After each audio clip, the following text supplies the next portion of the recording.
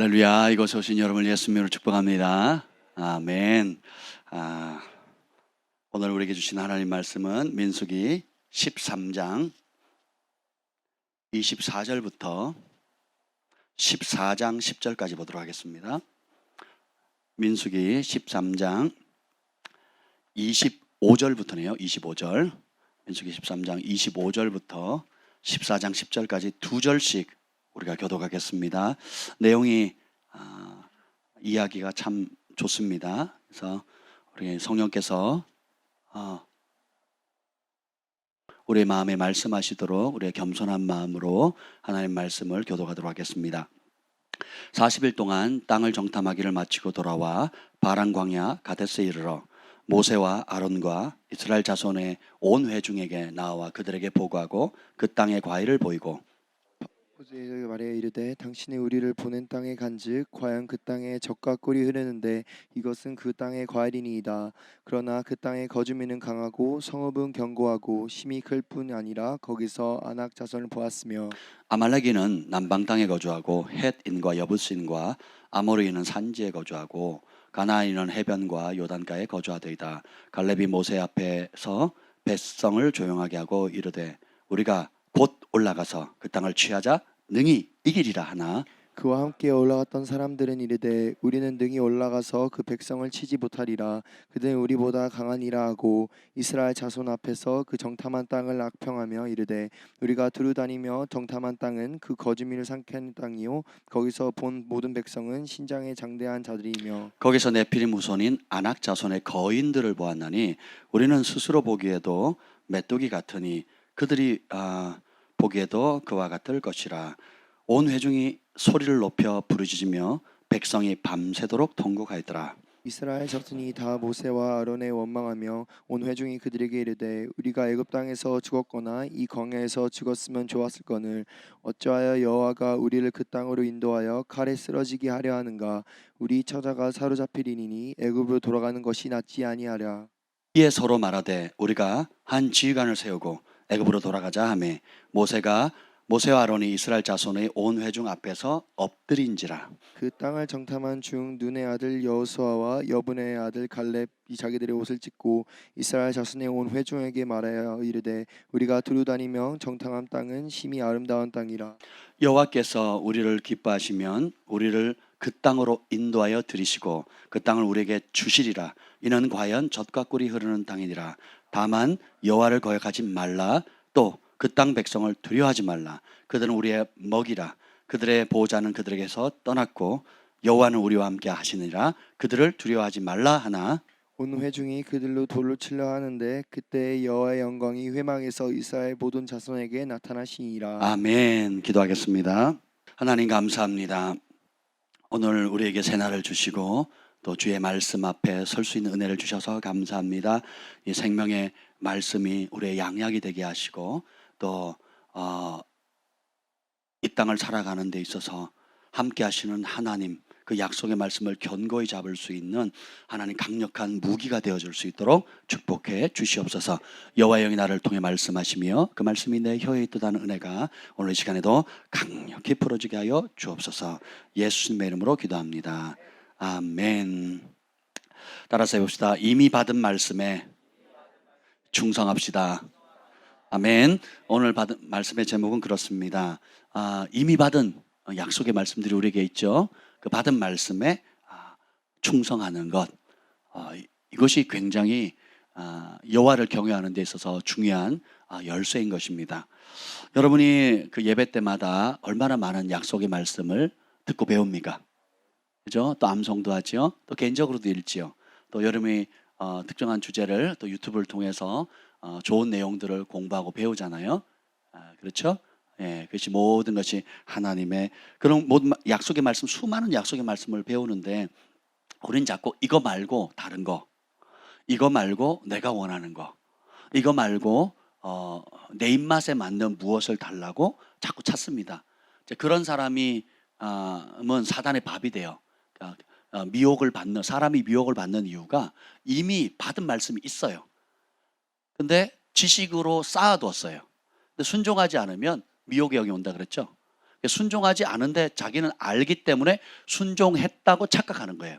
우리 한 형제가 이제 이번 수련회 때 그런 간증을 했습니다. 내가 나쁜 습관이 생겼더라고요. 예. 내가 하나님 말씀을 알고 분별한다는 명목으로 믿음의 형제, 자매들, 사역자들, 목회자들을 나는 행하지 않으면서 그것을 판단하고 있는 내 모습을 보면서 성령께서 그걸 깨닫게 해주셨다고. 하나님의 말씀의 검으로 굉장히 깊이 찔렸는데 하나님, 목사님, 하나님 말씀이 그렇게 아팠어요. 참 아프더라고요. 그래서 제가 뭐라 그럴게요? 그게 은혜입니다. 그게 성령의 역사입니다. 오순절에 성령이 임하니까 말씀에 찔림을 받잖아요. 그러니까 우리가 어찌할꼬, 이게 정상이에요. 그래서 그 유명한 오스왈드 챔버스가 이런 얘기를 했어요. 마태복음 예수님의 말씀을 읽을 때, 산상수훈을 읽을 때 너무 좋다, 이야 좋다, 정말 나를 위한 행복한 말씀이네 라고 읽는 사람은 제대로 못 읽었다는 거죠. 마태복음 5장에 심령이 가난한 자는 복이 있나니, 애통하는 자는 복이 있나니, 온유한 자는 복이 있나니, 의에 줄이고 목마른 자는 복이 있나니, 그리고 의를 위하여 핍박받는 자 복이 있나니, 그리고 내 눈이 범죄하면 뽑아버리고 내 손이 범죄하면 잘라버리고 마음으로 간음하면 이미 간음했고 살인했다라는 거예요. 근데 이게 즐겁습니까? 이게 이 말씀이 만만해 보이세요? 이 말씀이 달게 느껴지십니까? 제가 예수님은 친구라고 얘기했죠. 그 친구의 개념을 얘기했더니 여러분 다 충격받으셨잖아요. 우리 어린아이들부터 어른들까지 주는 나의 친구, 나는 주의 친구. 그 개념이 친구끼리 말투자, 친구끼리 맘먹자 이런 개념이 아니라는 거 들으셨죠? 네. 예수님의 말씀이 달짝지근하고 달달하고 만만한 게 아니에요. 그 오스왈드 챔버스가 산상수훈을 읽다가 통곡을 합니다. 방성대곡을 하는 거예요. 어찌할 바를 모르는 거예요. 왜 그렇습니까? 예수님 말씀이 달달한 게 아니고 천국 복음의 말씀이 그냥 내가 생각하는 대로 원하는 대로 그냥 다 이루어지는 알라딘의 램프나 도깨비 방망이 같지 않다는 걸 깨달았죠. 그 한 구절, 한 단어, 한 문장마다 내 힘으로 할 수 있는 게 하나도 없다는 거예요. 온유해질 수 있을까요? 내 힘으로?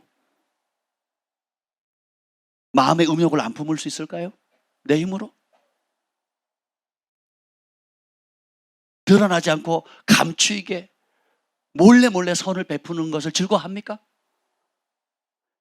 뭐 하나 내 힘으로 할 수 있는 게 하나도 없어요.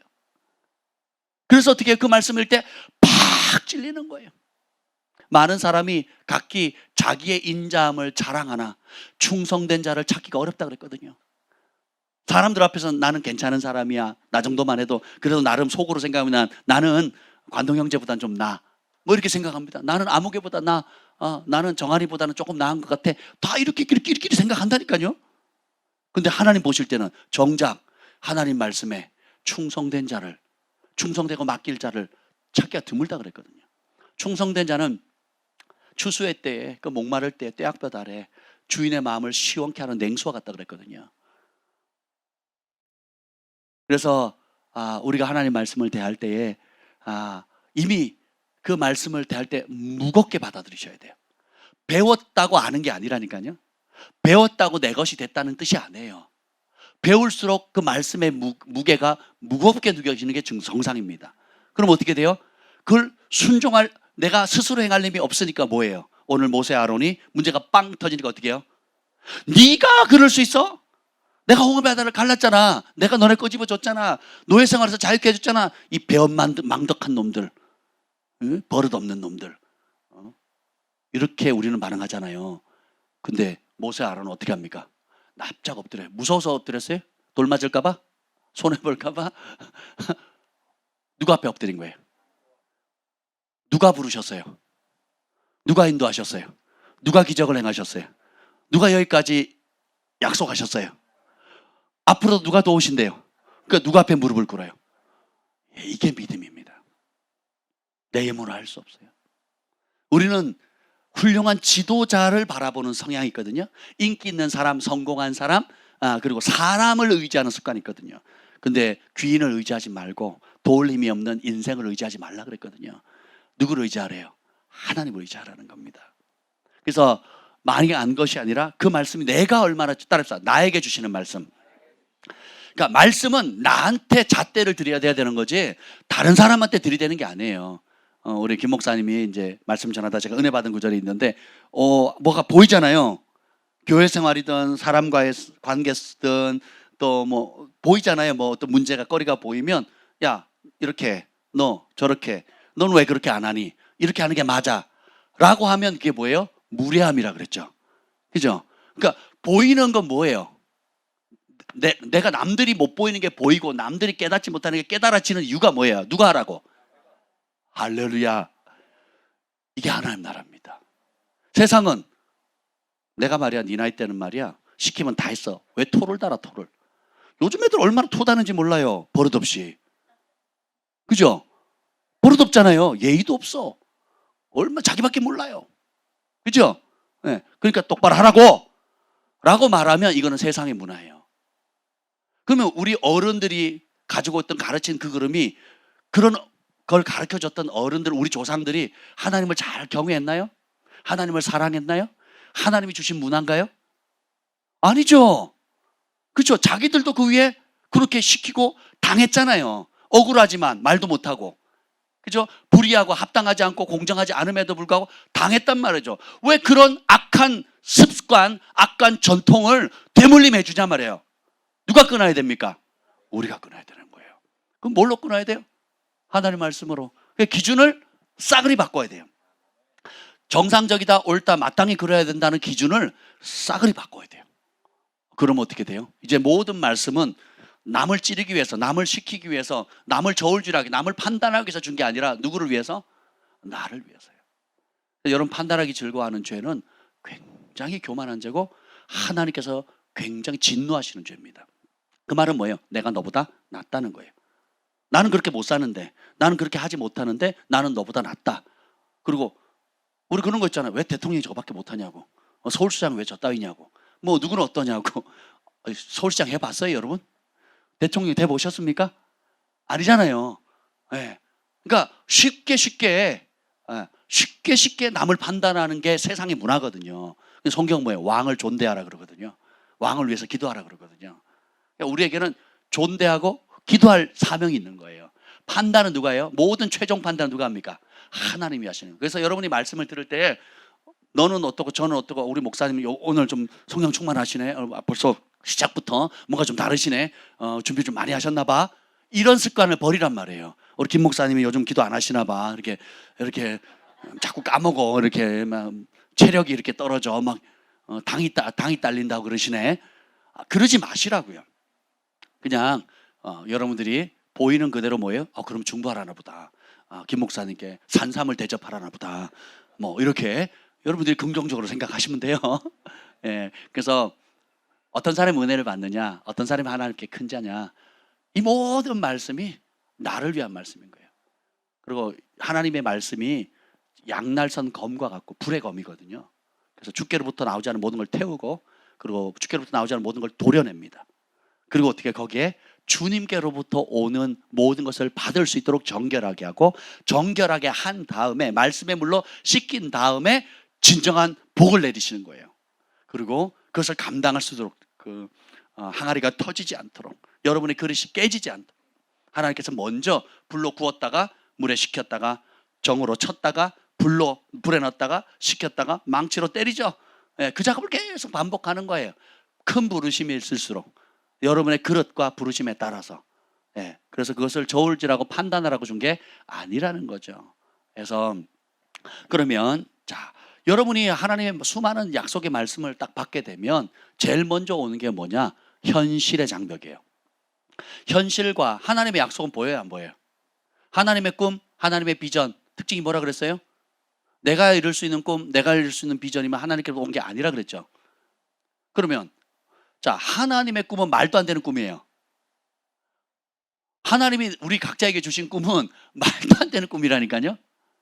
시골에 강원도 산골짜기에 앞도산, 뒤도산, 옆도산 고기를 한참 들어야 하늘이 보이는 하늘 아래 첫 동네 산골짜기 소년이 무슨 열방을 품고 세계 하나님의 말씀을 전하는 종이 돼가지고 땅끝까지 복음을 증거하겠습니까? 여러분 상상이나 가요? 상상이나 갑니까?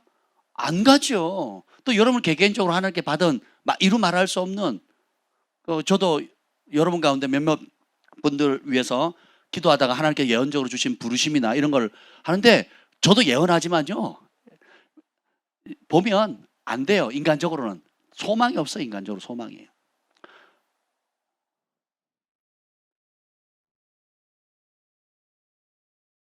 우리 재혁이를 처음 만났을 때 내가 재혁이를 껍데기로 본 모습하고 기도했을 때 하나님이 보여주신 모습은 천지차예요. 천지차예요. 겉으로 봤을 때는 얘가 뭘 할 수 있을까? 얘가 뭘 할 수 있을까? 학교나 졸업할 수 있을까? 이거였어요. 중학교 졸업할 수 있을까였어요. 겉으로 봤을 때. 고등학교나 마칠 수 있을까? 사고 치지 않을까? 자살하지 않을까? 제 눈이 보이는 감정은 그랬다니까요. 미안해. 내가 너무 솔직하게 얘기하지. 나는 얘가 자살할까 봐 두려웠어요. 그 우울증 때문에. 우울함이. 그러니까 얘가 딱 등장하는 순간 교회가 점점 어두워지는 거예요. 뭐 어둠의 자식도 아니고. 진짜 그랬다니까요. 믿어주세요, 제 말을. 그런데 딱 기도하는 순간에 이 아이가 예수님을 받아들인 순간에 그 안에 뻘 속에 감춰있는 보물상자예요. 뚜껑을 여는 순간에 수많은 보석들이 보이는데 얘가 전 세계 돌아다니더라고요. 아시아 지역과 여러 아프리카 전 세계를 돌아다니더라고요. 이놈이 기타 들고 예배자로. 말이 돼요? 부모님 동의하시면 어디 계세요? 부모님이 양가 부모님 양쪽 부모님 한번 생각해 보세요. 재혁이 할머니가 저한테 감사하다고 떡을 사줬어요. 왜요? 평생의 소원이 우리 손주 대학 들어가는 거였대요. 왜요? 할머니가 봐도 불가능했거든. 하나님께 기도했는데 이 손주가 대학을 갈 수 있는 게 평생의 소원이었던 게 아무리 봐도 불가능했거든요. 보세요. 하나님께 잡히고 하나님께 나아가고 하나님께 구하니까 말도 안 되는 일이 나요. 아마 여기 있는 사람 중에 재혁이보다 해외로 더 많이 다닌 사람은 없을 겁니다. 많지 않을 거예요. 손꼽을 겁니다. 재혁이보다 해외 선교여행을 많이 간 사람 여기 몇 안 된다고요. 물어보세요. 제가 그랬거든요. 네가 하나님께 순종하면 하나님 해외로 많이 다니게 될 거라고. 진짜 많은 나라를 다녔거든요. 예, 부모님이 등골이 휘었어요. 그 도와주느라고. 예, 이제 네가 벌어서 가. 기도해서 가고. 보세요. 어떤 분을 기도하는데 하나님께서 보여주시는 꿈이 지금 현실의 모습과 너무 다른 거예요. 그러면 저는 말하는 저도 민망하잖아요. 민망하지 않습니다. 그러면 그 하나님의 꿈이 없다고 칩시다. 그럼 어떻게 살아야 돼요? 하나님 주시는 비전, 하나님 부르심, 하나님 주시는 꿈, 하나님께로부터 온 계획, 하나님이 원래 계획했던 그 계획이 없다고 칩시다. 무시하고 아유 나가는 그런 사람이 못 돼요. 난 그런 자격이 안 돼요. 아유 그 말도 안 돼요. 목사님하고 치워봅시다. 그럼 여러분 어떻게 사실래요? 그 다음에 어떻게 사실래요? 하나님 없이 하나님의 꿈, 하나님의 비전, 하나님의 계획 없이 살겠다. 어떻게 사시겠냐고요? 부부관계 어떻게 될까요? 자식들은 어떻게 될까요? 내 장래는 어떻게 될까요? 지금 당면한 문제는 어떻게 처리하겠습니까? 해답 있어요? 없어요? 없죠. 이스라엘 백성이 노예 생활에서 430년 동안 노예 생활을 끄집어냈더니 기적을 경험하고 자기가 편안해지고 자기가 원하는 걸 얻었을 때는 하나님을 찬양하고 춤춥니다. 민족 전체가. 생각해 보세요. 200만 혹은 500만이 다 같이 일어나서 춤을 췄어요. 한 민족 전체가 일어나서 여호와를 찬양했다고요. 3일 뒤 입에서 더러운 말이 나오거든요. 그 하나님 어디 갔냐고. 애굽으로 돌아가자고 그러거든요. 3일을 못 버텨요. 3일을. 더 심각한 상황이 생겼죠. 하나님이 약속의 땅, 가나안 땅 준다 그랬더니 자 보세요. 노예 생활, 여러분 저 월세 생활, 사골세 생활이라든지 또 부모님을 잘못 만나서 혹은 부모님이 사고를 쳐가지고 이제 부도가 나서 길바닥에 누웠단 말이죠. 갈 곳이 없어요. 지하 단칸방 곰팡이 피는데 있는 삶을 30년, 40년도 아니고 430년을 살았단 말이에요. 근데 하나님이 짜잔 종을 보내서 나타나서 젖과 꿀이 흐르는 땅 주시겠다고 약속하신 거예요. 삶의 터전은 굉장히 중요합니다. 여러분 하루 이틀 살 거 아니잖아요. 그죠? 1년 365일 그걸 시간으로 따져보세요. 여러분 70 강건한 80 기본만 산다고 해도 그 시간이 천문학적인 시간이거든요. 근데 하나님께서 어떻게 해요? 그를 경외하고 그 약속을 믿고 순종하면 젖과 꿀이 흐르는 땅을 주시겠다 그랬거든요. 노예 생활 끊고 자유의 몸으로 하나님의 영광을 나타낼 민족을 이루게 했다. 제사장 나라 삼게 해주겠다. 너를 통해서 온 세계 열방이 복을 받게 해주겠다. 이게 하나님의 원래 계획이에요. 이스라엘 향한 계획이고 여러분 우리 각자를 위한 계획이라는 거예요. 여러분 그 베드로가 그 얘기를 했죠. 너는 택한 족속의 왕 같은 제사장 거룩한 나라요. 하나님 굉장히 그 말씀 좋아하시잖아요. 근데 그 뒤에 목적이 뭐예요? 목적이 어둠에서 우리를 끄집어내가지고 그의 기이한 빛에 들어가게 하신 그분을 열방 가운데 선포하도록 증거하도록. 땅을 주시는 이유가 뭐예요? 명예를 주시는 이유가 뭐예요? 재물을 맡기시는 이유가 뭡니까? 지혜를 주시는 남다른 지혜를 주시는 이유가 뭐예요? 이런 모든 것들 하나님께 주시는 이유가 뭐예요? 어둠에서 끄집어내서 그의 기이한 빛 아들의 나라로 옮기신 그분을 전파하라고. 팜파스의 목적은 뭐예요? 예수님을 전파하는 거예요. 본도시락의 목적은 세계 열방에 예수님을 증거하는 겁니다. 정관동 헤어 스케치가 동남아로 뻗어나가야 돼요. 아멘. 정관동 헤어 스케치 이렇게 해가지고 정관뚱 이렇게 중국에서는 그러죠. 중관뚱 이렇게 헤어 스케치 이렇게 가겠죠. 여러분이 사업을 하든 교육을 하든 뭐 개인적인 여러 다양한 분야들이 있잖아요. 중보를 하시든 그 영역 자체가 중보자도 우리 딸 잘 되게 해주시고 우리 아들 시험 붙게 해주시고 우리 남편 잘 되게 해주시고 우리 가족 잘 되게 해주게 하면 중보자가 아니에요. 점치는 그리고 무당 찾아가는 사람들이 하는 짓이지 그게 목적이 아니라고요. 물론 그렇게 기도하면 하나님 들으시고 응답하시잖아요. 그 응답하시는 하나님 살아계심을 보게 하시잖아요. 그죠? 그 이유가 뭘까? 왜 응답하실까요? 그 하나님 왜 부르셨는지 그리고 하나님의 마음이 무엇인지를 알려주는 거예요. 그러면 어떻게 해요? 원수를 위해서 중보하게 되고 나라와 민족을 위해서 중보하게 되고 성령께서 어떤 기도 제목을 주시든지 하나님의 마음과 하나님의 계획을 알아서 하나님 마음과 내 마음을 하나로 실어서 어떻게 해요? 뜻이 하늘에서 이루어진 그대로 이 땅 가운데 열방 가운데 우리 가정 가운데 그리고 도시 가운데 국가 가운데 민족 가운데 풀어지도록 이걸 어릴 때부터 가르쳐 보세요. 아이들이 어떤 꿈을 꾸나 영어 공부해라 아무 의미 없다니까요. 잘하는 언어에 재능 있는 몇몇 사람만 좋아하지. 어제 한가요? 그랬죠. 나는 다른 공부는 다 재밌는데 수학은 이해가 안 간다고. 네. 해라 하고 되는 게 아니에요. 해라 하고 되는 게 아닙니다. 근데 열방에 나아가서 저 죽어가는 영혼들을 살리는 일에 하나님 나를 쓰시겠다는 걸 진짜 믿고 비전을 갖게 되면 스스로 하게 됩니다. 아멘. 우리 장혁 어디 갔어? 우리 장혁스 하나님이 주신 몇 년 전에 우리가 처음 만났을 때 수련회 때 하나님의 건축가로 네. 문과생이었대요. 문과생. 근데 문과생이었는데 그 예언의 말씀을 잡은 거예요. 그때 성령께서 강하게 임해가지고 우리 청년들 몇을 열방에 영향을 끼치는 사업가로 세우는 몇 명이 있었거든요. 전 기억이 잘 안 나는데 현수랑 장혁이랑 또 몇 명 있었어요. 예, 잘 기억이 안 나요. 그래서 나중에 잘 되면 나 좀 기억해달라고 제가 싸바싸바 했단 말이에요. 약속 안 잊었지 장혁. 예. 근데 보세요. 그때 저는 그냥 성령의 감동되는 대로 얘기를 했어요. 장희가 뭘 좋아하는지 뭐 어떤 관심이 진짜 관심이 없거든요. 근데 성령께서 관심을 주는데 하나님의 건축가로 하나님의 집을 짓게 될 것이고 건축에 대한 얘기를 했단 말이죠. 근데 이 아이는 문과생이래요. 근데 그 말씀을 잡고 이과로 전향을 했어요. 그리고 대학을 갔어요. 스스로 전공을 뭘로 택한 줄 아세요? 건축을 정했대요. 건축 디자인이요? 건축 설계. 근데 더 놀란 건 얘가 이게 좋으니까 밤을 새서 공부를 한대요. 시키지도 않았는데. 그리고 과에 탑. 세상에 떡 사야 되지 않아요? 아니 장혁아 너 말이야 너. 네가 번 돈으로 떡을 사야지. 엄마 아빠 돈 그만 빌리고.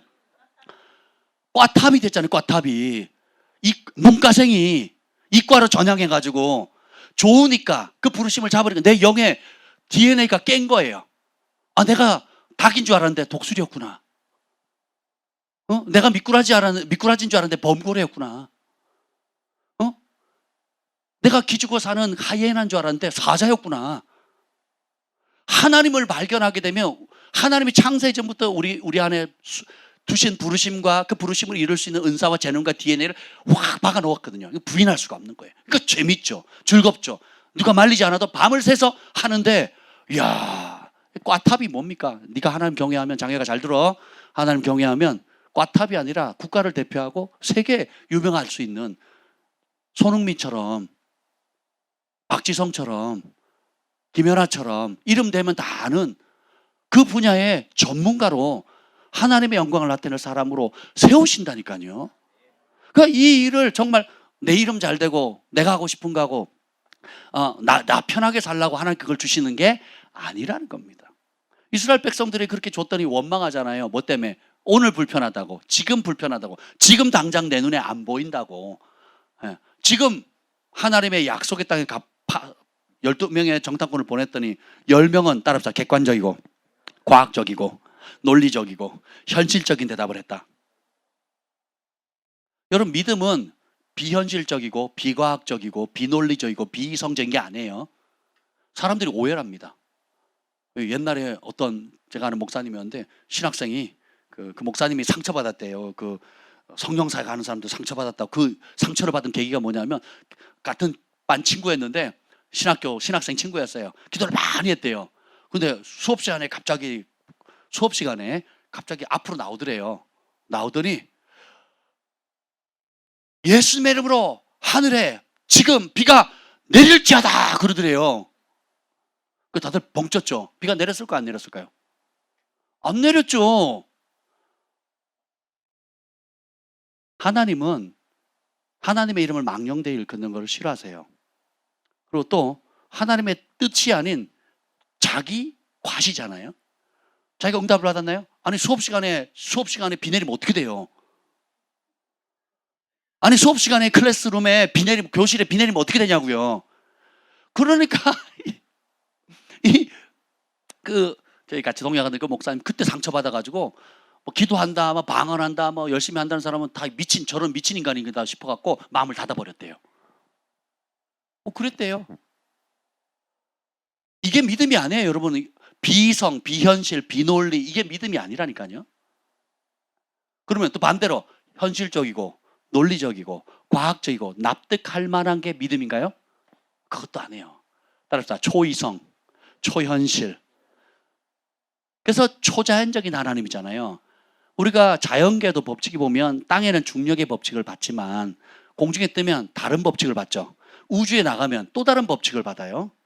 그래서 우주선들을 남자 여자 막 이렇게 보내는 이유가 막 원숭이도 보내고 뭐 식물도 보내는 이유가 뭐냐면 지구상에서 이 식물이 자라는 환경과 우주선을 타고 우주에 나갔을 때 받는 법칙이 이게 다르기 때문에 그 우주선에 그 우주 왕복선을 타고 달에서 뭐 한 두세 달 몇 개월 하고 오면 바다에 이제 떨어뜨려서 그냥 일상생활이 되는 게 아니잖아요. 수개월을 우주인들이 회복하는 회복 프로그램을 갔거든요.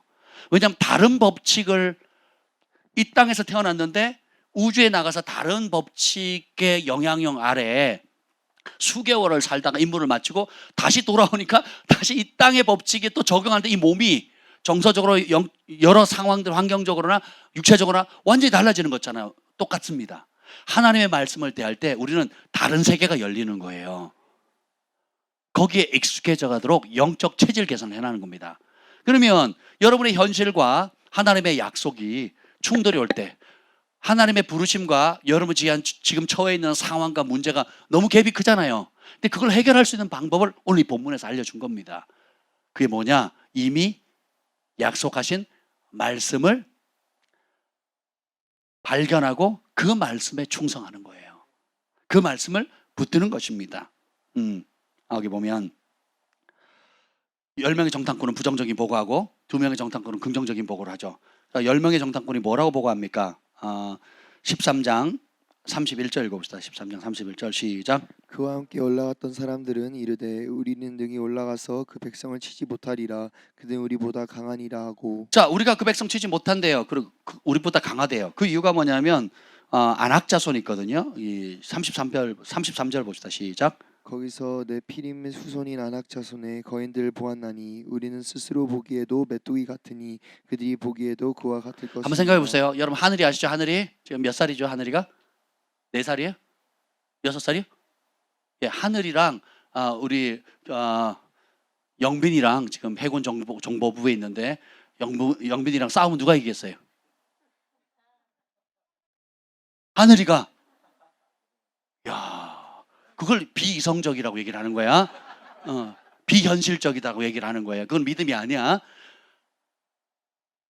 허리도 안 되는 키에 있는 아이가 지금 해군에 군 복무를 하고 있는 키 185, 187, 185와 5cm의 군인과 싸우면 잽이 돼요, 안 돼요?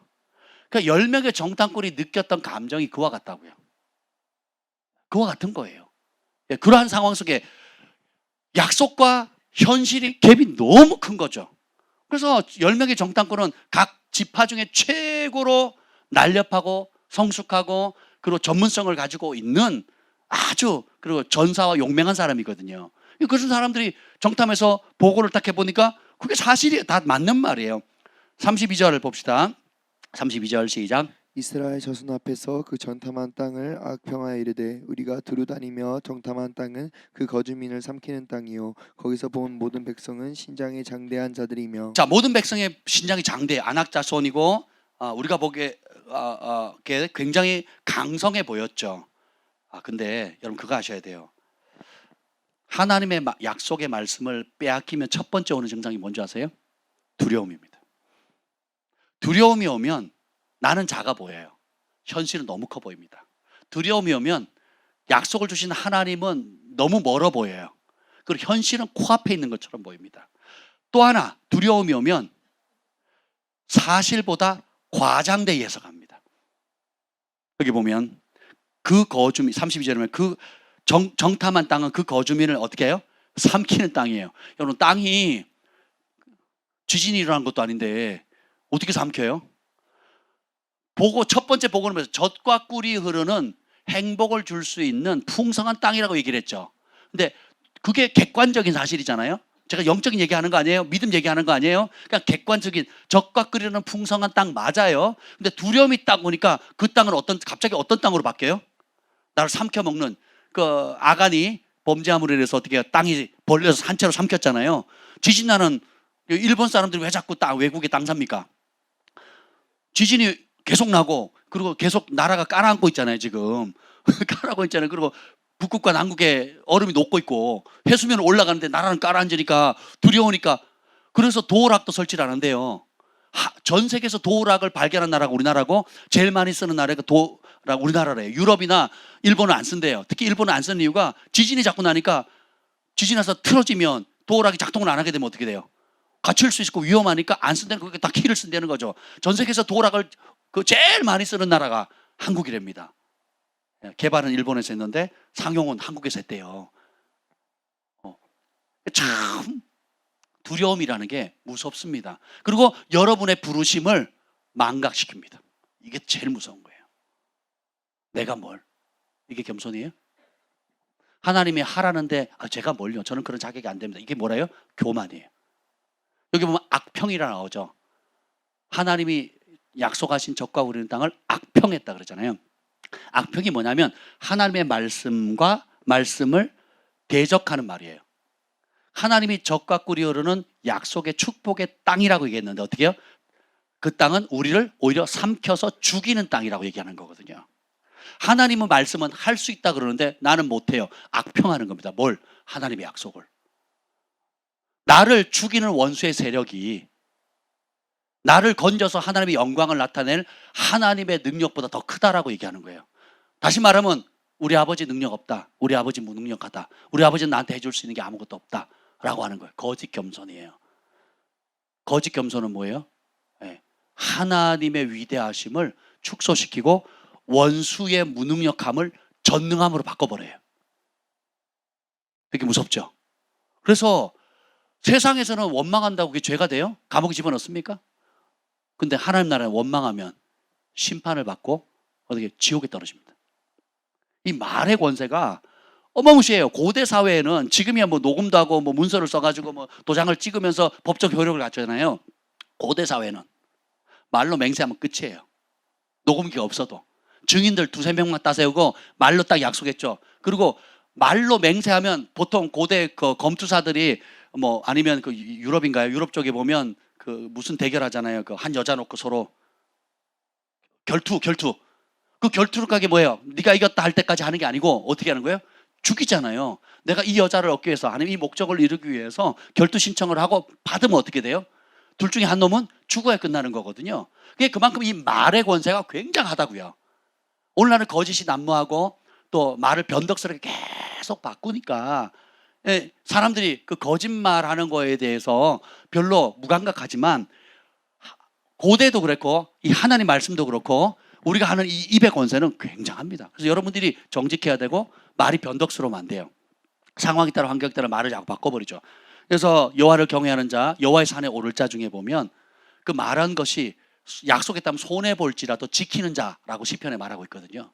그런 사람이 여호와의 산에 오른다는 거예요. 하나님의 보좌, 천국에 들어갈 수 있다는 거예요. 그래서 계시록 21장에 보면 둘째 사망에 떨어지는 사람 중에 부류 중에 한 사람이 뭐예요?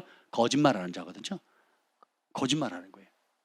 여러분, 그래서 원망하는 거, 거짓말하는 거를 그냥 여러분 도덕 수준에 혹은 지금 우리나라 대한민국 민법이나 상법이나 형법 수준으로 생각하시면 안 돼요. 이스라엘 백성들이 광야에서 다 엎드려 죽은 이유, 멸망받고 심판받은 이유, 불뱀에 물린 이유 하나같이 다 뭐예요? 원망이에요. 원망, 불평이에요. 그 입에서 뭐예요? 하나님의 약속과 이미 받은 말씀을 무시하는 거고 지금 주어지는 말씀에 관심이 없고 그리고 그 약속보다 현실에 압도되어서 두려움에 사로잡히게 됩니다. 그래서 이번 수련회도 말씀드렸잖아요. 여러분이 하나님을 가장 두려워하면 세상에 두려울 게 없어집니다. 근데 하나님을 가장 두려워하지 않으면 모든 게 두렵습니다. 먹는 거, 입는 거, 자식들, 교육, 장래, 노후 안 두려운 게 없어요. 제가 이게 머리가 빠지잖아요. 벌써 빠진 지 10년째거든요. 저도 한때는 우리 경환이처럼 저랬었다고요. 야, 너도 멀지 않았다? 빠지기 전에 장가를 가야 돼. 알았지? 엄마가 되게 싫어하는데 취소하겠습니다. 너는 풍성하거라 마지막까지. 아멘. 아빠의 저주를 끊고 축복으로. 아멘. 나는 엘리야와 엘리사의 기름 부음을 받을 테니까.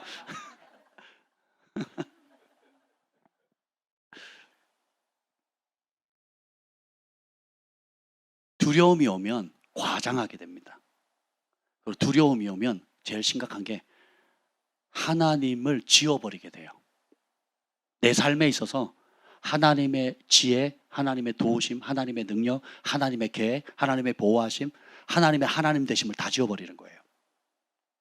근데 그걸 지우도록 효력을 만드는 게 뭐예요? 입입니다. 입. 그래서 여러분의 입에서 나오는 그 언어의 수준이 영성의 수준입니다. 뒤끝 없고 앞끝만 있다. 그런 말 하지 마세요. 얼굴이 무섭게 생겼는데 온화하게 얘기하는 혁준 형제가 있어요.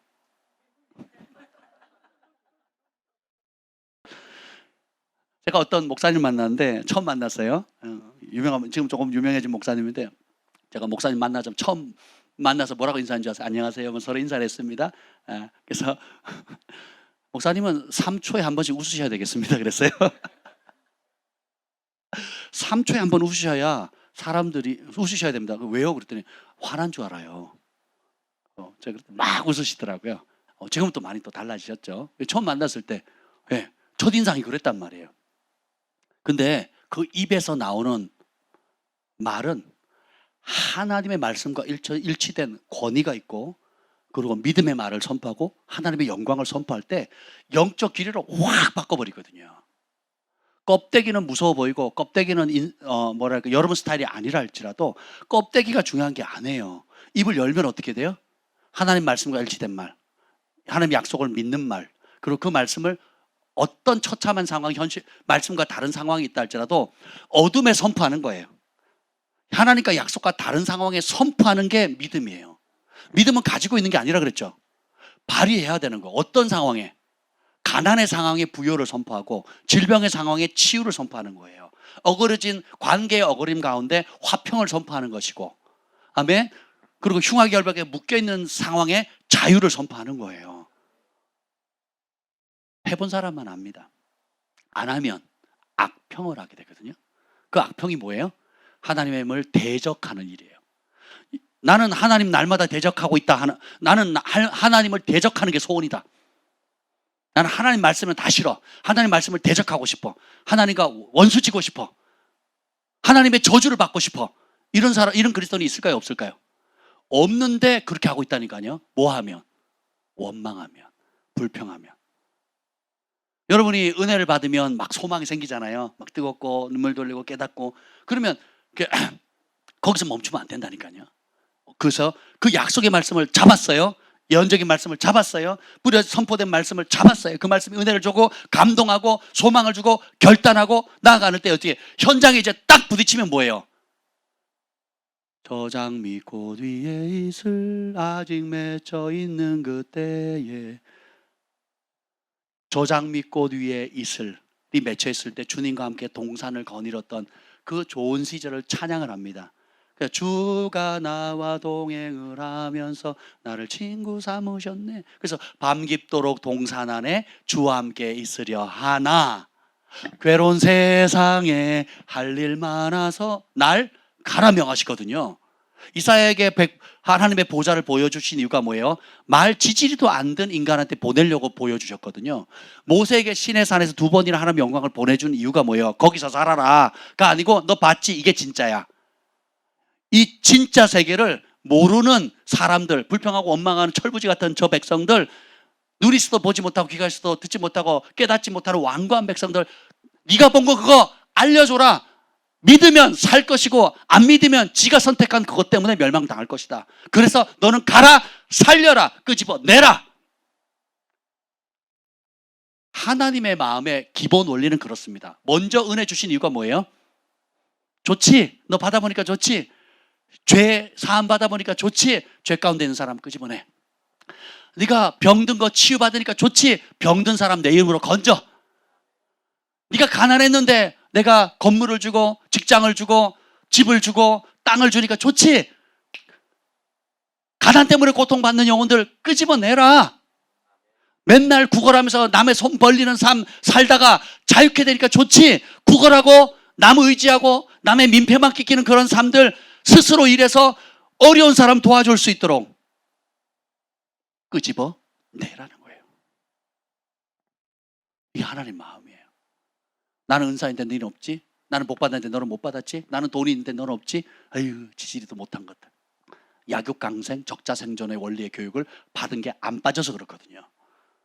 많이 맡긴 자에게 많이 찾는다는 말이 뭐예요? 쓰지 말고 잘 적금했다가 그대로 가져오라는 얘기예요? 거꾸로 줘. 세상의 은행은 쓰지 말고 잘 쌓으면 이자가 붙어가 돌려오잖아요. 하나님 나라는 하나님 여러분에게 다양한 은사와 능력과 축복을 주잖아요. 안 쓰고 묻어두면 어떻게 돼요? 심판을 받는 거예요. 근데 많이 주신 이유가 뭐예요? 많이 주셔서 많이 남기라는, 많이 찾는다는 의미는 뭐예요? 여러분이 받은 것들을 많이 뿌리라는 거예요. 그래서 하나님 나라는 씨앗이라고 그랬잖아요. 여러분 텃밭을 갖고 보시면 압니다. 씨앗을 뿌리잖아요. 모종을 심으면 빨리 자라지만 씨앗을 뿌리면 대책이 없습니다. 너무 많이 나가지고. 제가 밴쿠버에 있을 때 텃밭을 줬어요. 타운하우스에 텃밭을 줬습니다. 제가 텃밭을 가꾸니까 그 관리인이 너무 잘 가꾸니까 저한테 땅을 더 주겠대요. 제가 거절했잖아요. 공손하게 거절했습니다. 왜요? 이 텃밭이 요 강대상 한 2배 정도 돼요. 얼마 안 되잖아요. 뭐 몇 평이나 되겠습니까? 한 3평, 4평? 5평 이하겠죠. 그러니까 그 조그마한 곳인데 제가 누가 갓씨를 줘가지고 갓씨, 갓김치 그 갓씨요. 그 갓씨를 뿌렸어요. 제가 농사를 해본 적이 없잖아요. 뿌렸는데 얘가요 끝도 없이 나는 거예요. 그래가지고 그대로 놔두면 다 말라 죽거든요. 그래가지고 일정한 간격으로 뽑아가지고 옮겨 심어야 돼요. 간격을 두도록. 야, 그때 마침 저희 장모님이 이제 한국에서 놀러 오셨는데 제가 낮에는 뜨거우니까 못하니까 밤에 해 떨어질 때부터 제가 새벽 3시까지 그걸 했습니다. 쪼그리고 앉아가지고. 그걸 또 보셨나 봐요. 그 다음날 내가 자네를 다시 봤네. 왜 그러세요 어머니? 그랬더니 그렇게 섬세할 줄 몰랐네.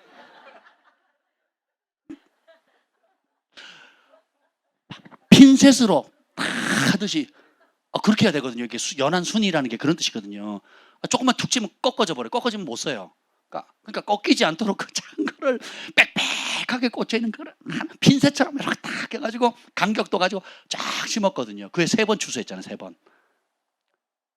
하나님의 말씀은 여러분들이 뿌리게 되는 순간 어마어마한 열매를 맺게 되는데, 그 아무리 좋은 가시래도 그냥 냉장고에 냉장 보관하거나 냉동 보관하거나 하면 2년 3년 지나도 그대로 있습니다. 하나님께서 여러분에게 주신 재능, 은사, 달란트, 재정, 시간, 여러 가지 것들을 왜 주셨다고요? 나누라고. 경외하는 자에게 복을 주신다 그랬잖아요. 오늘도 찬성했잖아요. 그 자녀에게, 그 자녀의 자녀에게 하나님께서 복을 들어가도 나가도, 그리고 성읍에서도 성밖에서도 다 복을 주시는 이유가 뭐예요? 이 어둠에서 건져내서 아들의 나라 기이한 빛에 들어가게 하신 그분을 선포하라는 거예요. 그분을 전하라는 거예요. 치유받으셨어요? 그럼 병든 사람에게 나가라는 거예요. 가난이 해결됐습니까? 가난한 사람이 나가라는 거예요. 아멘. 그러니까 여러분들이 이 하나님의 원리를 알게 되면요, 등 따시고 배부르게 나만을 위해서 할 수가 없어요. 그럼 불가능합니다. 두렵거든요. 1달란트, 2달란트, 5달란트 막혔는데 잘 관리, 5달란트 받았는데 잘 관리했습니다. 안 쓰고. 미련한 거죠. 여러분 죽으면 가져가요? 못 가져가요? 못 가져갑니다. 오히려 자식들 있으면 싸움하잖아요. 형제관계 다 깨지잖아요. 예. 그렇잖아요. 유산 때문에. 그러니까 3대가 이어지는 부자가 없다는 말이 있잖아요. 그 왜 그래요? 그 부의 원리는 모르고 어떻게 해서 1대가 그 부를 얻게 됐는지에 대한 원리를 모르고 부가 주는 혜택만 어떻게 왜 돈을 벌고 어떻게 써야 되는지를 배우지 않고 누리는 법만 배웠거든요. 공짜로 편안하게 안락하게. 그러니 정신이 썩고 영이 썩고, 그러니까 육체까지 피해를 입는 거예요. 그러니까 관계까지 깨지는 거예요. 근데 하나님이 기뻐하는 뜻을 알게 되면 어떻게 됩니까?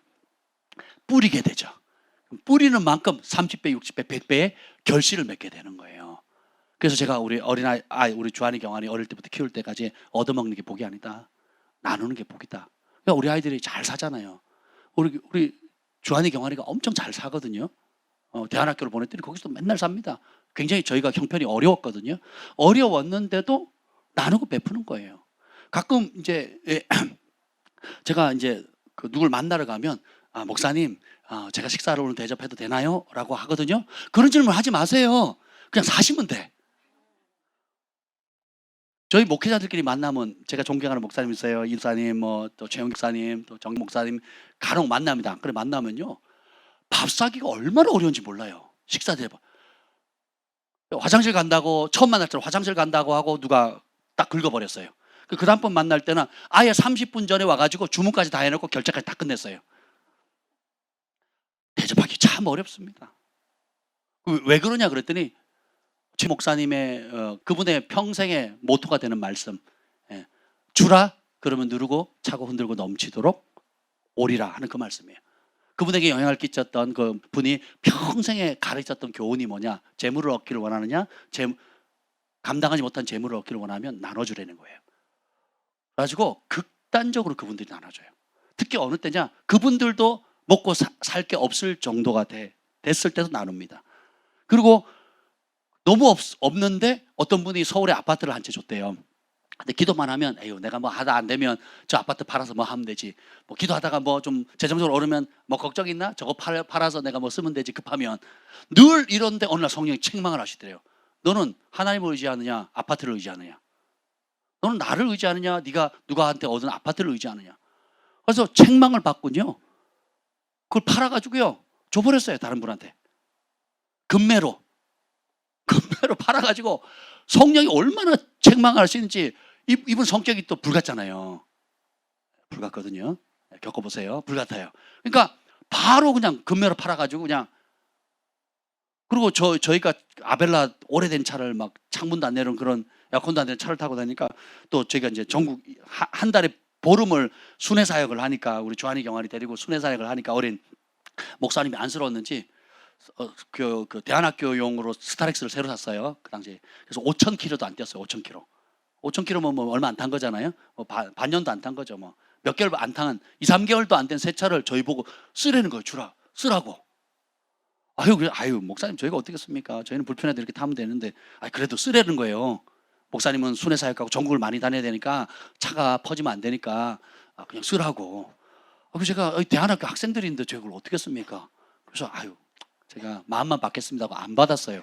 일주일 뒤에 없어졌어요. 그 차가. 그 차 어디 갔냐고 그랬더니 어떤 전사님, 모르는 전사님이 어떤 분이요? 모르는 전사님이 교회를 개척했대요. 그래가지고 그냥 줬대요. 그리고 그럴 줄 알았으면 내가 받는 건데 받으면 제가 뭐 필요하다면 쓰고 안 쓰면 저 대안학교도 같이 하면 되잖아요. 생판 모르는 전사님이 개척했다고 그냥 인사 왔는데 차 있냐고 없다 그러니까 줘버렸대요. 그리고는 어떤 차라냐면 아주 오래된 차 있잖아요. 털털털 가고 밑에 보면 녹이 쓸어가지고 옆이 녹이 다 쓴 그 차를 그냥 어서 중고로 싸구려를 하나 얻어와가지고 그걸 털털털 하면서 타고 다니시더라니까요. 내가 그걸 미리 알았어야 되는데 몰라가지고. 그러니까 그분이 설교하는 것보다 말씀을 전하는 것보다 그분이 살아내는 메시지의 파장이 어마무시한 겁니다. 참 많이 배웠어요. 1년 동안 있으면서 제가 참 지금도 존경하고 그렇습니다. 참 훌륭한 분이시거든요. 그러니까 그 시골에서도요 전 세계를 다닙니다. 그 아이들 데리고 전 세계를 미국도 가고 중국도 가고 히브리가 아니라 이스라엘도 가고 그리고 필요하다면 연결되는 곳곳마다 가고 그리고 중국 그쪽 단동 지역에 북한 경계선에도 가고 그러니까 감동 주시면 그냥 가는 거 애들 데리고 다 데리고 가는 겁니다. 그러니까 시골 목회가 아니에요. 어마어마하게 영향을 끼치는 그리고 계속 하나님의 청소년들을 키워서 전 세계로 배출하고 파송하거든요. 환경은 그럴 상황이 안 되는데 약속의 말씀이 있으니까. 전에도 얘기했잖아요. 이분이 제가 그 저녁마다 기도하는데 하나님께서 이 교회에 땅과 건물을 주신다고 선포를 했어요. 그 다음날 목사님 저를 찾아오시더니 안 그래도 지금 저 재정이 바닥인데 한 푼도 없어요. 근데 땅이 필요하고 건물이 필요한데 약속에 선포한 그 말씀을 붙잡고 내가 용기를 얻었습니다. 실행하겠습니다. 해가지고 한 주 만에 얻었어요. 바로 옆에 있는 땅. 네가 너랑 나랑 축구한 그 땅. 컨테이너 박스 올라가는 그 땅. 그 마을에 제일 알짜배기 땅이거든요. 마을 해관이 있는 진입로에 있는 땅이거든요. 가보신 분들은 압니다. 마을 사람들이 이렇게 얼마나 파장을 끼쳤는지 장례를 하면요. 그 목사님 직접 가가지고 손수 다 염을 해줘요. 생판 모르는 처음 보는 사람을. 염을 다 해주고 처리를 다 해줍니다. 교회에서 이제는 어떻게 되냐면 교회에서 김장하잖아요. 그 마을에 있는 할머니들 어르신들이 다 모여요. 교회에 김장을 도와주러. 교회 다니지 않으면 안 다닌대요. 교회 안 다니는 할머니 할아버지들이 얼마나 신세를 졌으면 교회에서 김장한다 그러면 그분들이 와서 도와주는 거예요. 여러분은 주께 받은 은혜를 어떻게 사용하고 있습니까? 없다고요? 적다고요? 내 코가 석자라고요? 그 생각 못 버리면 평생 가난하게 지냅니다. 냉장고가 고장났잖아요. 근데 어떤 분이 감동이 된다고 하셨어요. 할렐루야. 그래서 제가 해도 될까요? 그러길래 하지 마세요 그랬어요. 왜냐하면 그 상황을 아니까 하지 마시라 그랬어요. 근데 하고 싶다는 거예요. 부부가 함께. 그래서 제가 마음이 너무 힘들었는데 과부와 그 마지막 그 먹고 죽으리라고 했던 그 누구죠? 그 아들 있죠. 과부의 아들. 그 말씀을 주시더라고요. 하나님 복을 주시려나 보다. 내가 막으면 안 되지. 그러면 하시라고. 잘하죠. 그러니까 절대 이름을 알리지 않았으면 좋겠다 그러시더라고요. 제가 그 얘기를 또 어떤 분한테 했더니 기회를 놓쳤다고. 제가 하려고 그랬는데 기회를 놓쳤다고. 그래서 제가 속으로 뭐라 그럴게요? 기회가 많습니다. 기회가 엄청 많아요. 그러게 할 길이 많습니다. 우리 예일이가 드럼을 이제 배워야 되잖아요. 그래서 우리가 1년 동안 교회에서 지원하기로 했어요. 근데 좋은 학원은 못 보내고 본인도 근데 예일이가 홈스쿨링을 하니까 시간이 좀 여유가 있잖아요. 그래서 일주일에 한두 번이라도 그래도 계속 자기가 의지를 가지고 배울 수 있도록 한 1년만 지원해 보자 이런 마음도 있어요. 그러니까 저희가 그 뭐 기타 이런 것뿐만 아니라 뭐 학교에 보는 장학금이 아니라도 또 다음 세대를 키우기 위해서 소소하게 이렇게 할 수 있는 거. 선교지에 있는 아이들도 돕잖아요. 여러분 개인적으로 돕는 여러분들이 있거든요. 선교지에 아이들 1명, 2명, 10명 예, 영적인 입양을 해가지고 매달 이렇게 얼마씩 이렇게 심고 그런 분들 여기 계시거든요. 예, 그런 것처럼 예, 우리 이 다음 세대 아이들도 여러 가지로 영적으로 잘 성장할 수 있도록 재능과 은사를 따라 성장할 수 있도록 도와주면 얼마나 좋겠습니까? 그러니까 여러분들이 감동을 가지고 마음만 가지면 눈을 열면 얼마든지 할 수 있어요. 내가 넉넉해서가 아니라 내가 여유가 있어서 돈이 남아 돌아서가 아니라 가치를 사는 거예요. 가치의 법칙이 있어요. 주님이 기뻐하는 일이 있거든요. 주님이 미워하시는 일이 있는 것처럼 주님이 기뻐하시고 상 주시는 일이 있어요. 그럼 그 가치는 영불변하거든요. 그 무조건 사는 거예요. 예를 들면 고아를 돕는 거, 과부를 돕는 거, 극빈자를 돕는 거는요. 기도하고 응답받고 할 필요가 없어요. 그냥 하시면 돼요. 항상 기뻐하라, 쉬지 말고 기도하라, 범사에 감사하라, 항상 선한 일에 힘쓰라. 이는 그리스도 예수 안에서 너희를 향하신 하나님 뜻이라 그랬잖아요. 그럼 하나님께 기도합니다. 하나님 제가 기뻐하는 게 맞습니까? 하나님 내가 항상 기도하는 게 맞습니까? 이럴 필요가 있어요, 없어요? 없죠. 사람들이 와 저한테 저를 향한 하나님의 뜻을 알고 싶어요. 알려주시면 제가 순종하겠습니다. 그래서요. 그럼 제가 그 데살로니가 전서 말씀을 전합니다. 항상 기뻐하세요. 쉬지 말고 기도하세요. 범사에 감사하세요. 그리고 선한 일에 힘쓰세요. 그러면 목사님 다 알아요. 그거 말고요. 제 개인적인 거요. 그럼 제가 뭐라고 하냐? 시키는 걸 또 안 하고 이미 알려준 것도 안 하고 하나님이 명백하게 하라는 것도 안 하면서 뭘 더 바래요? 뭘 더 바래요? 사실 그게 열쇠인데. 사실 그게 모든 천국의 문을 여는 열쇠인데 너무 두리뭉실해 보이죠? 그렇지 않아요. 너무 쉬우니까 사람들이 우습게 여기는 거예요. 너무 공짜같이 느껴지니까 우습게 여기는 거거든요. 근데 그 안에 모든 축복의 원리, 친밀함의 원리, 하늘 문을 여는 원리, 그리고 여러분의 영적으로 지키고 성장할 수 있는 모든 원리가 그 말씀 안에 다 담겨져 있거든요. 어느 순간에 예전에 김 목사님 그런 얘기를 했어요. 어떤 문제로 하나님 뜻을 간절히 구했습니다. 막 그 시즌, 어려운 시즌에 밤을 새서 기도하고 작정 기도하고 금식하면서 막 기도해서 받은 응답의 말씀이 있어요. 드디어 하나님 응답의 말씀을 줬어요. 그 말씀이 뭔지 아세요? 항상 기뻐하라, 쉬지 말고 기도하라, 범사에 감사하라. 그 얘기를 하더라고요. 저한테 그런 응답을 받았다고. 그래서 포스터에 붙여가지고 붙여놓더라고요. 그리고 그 말씀 갖고 씨름하더라고요. 왜요? 기뻐할 수 없는 상황이었거든요. 그러니까 기쁨을 선택하는 거예요. 기도할 힘조차 없는 절망의 상황이었거든요. 그거 어떻게 해요? 기도해야 산다. 더 기도하는 거예요.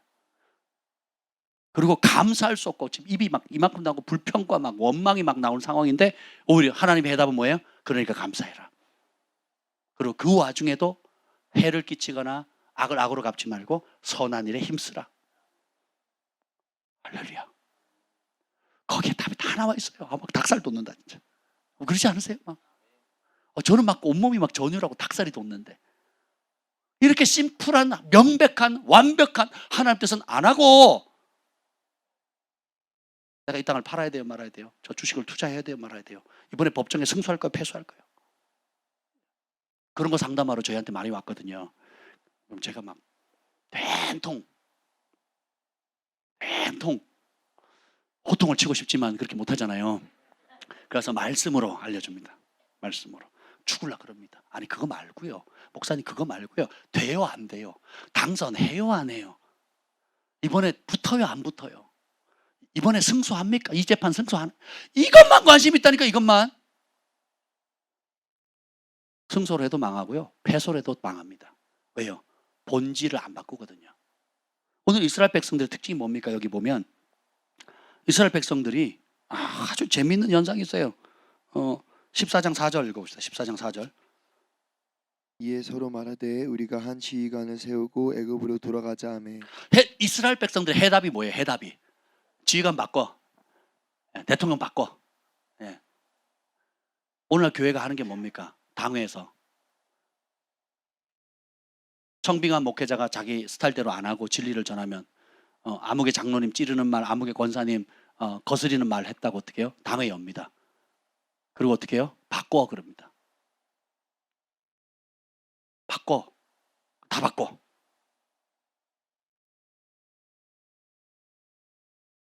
자신의 마음 중심을 바꾸려 하지 않고 주변 사람이 문제다라고 치부해버려요.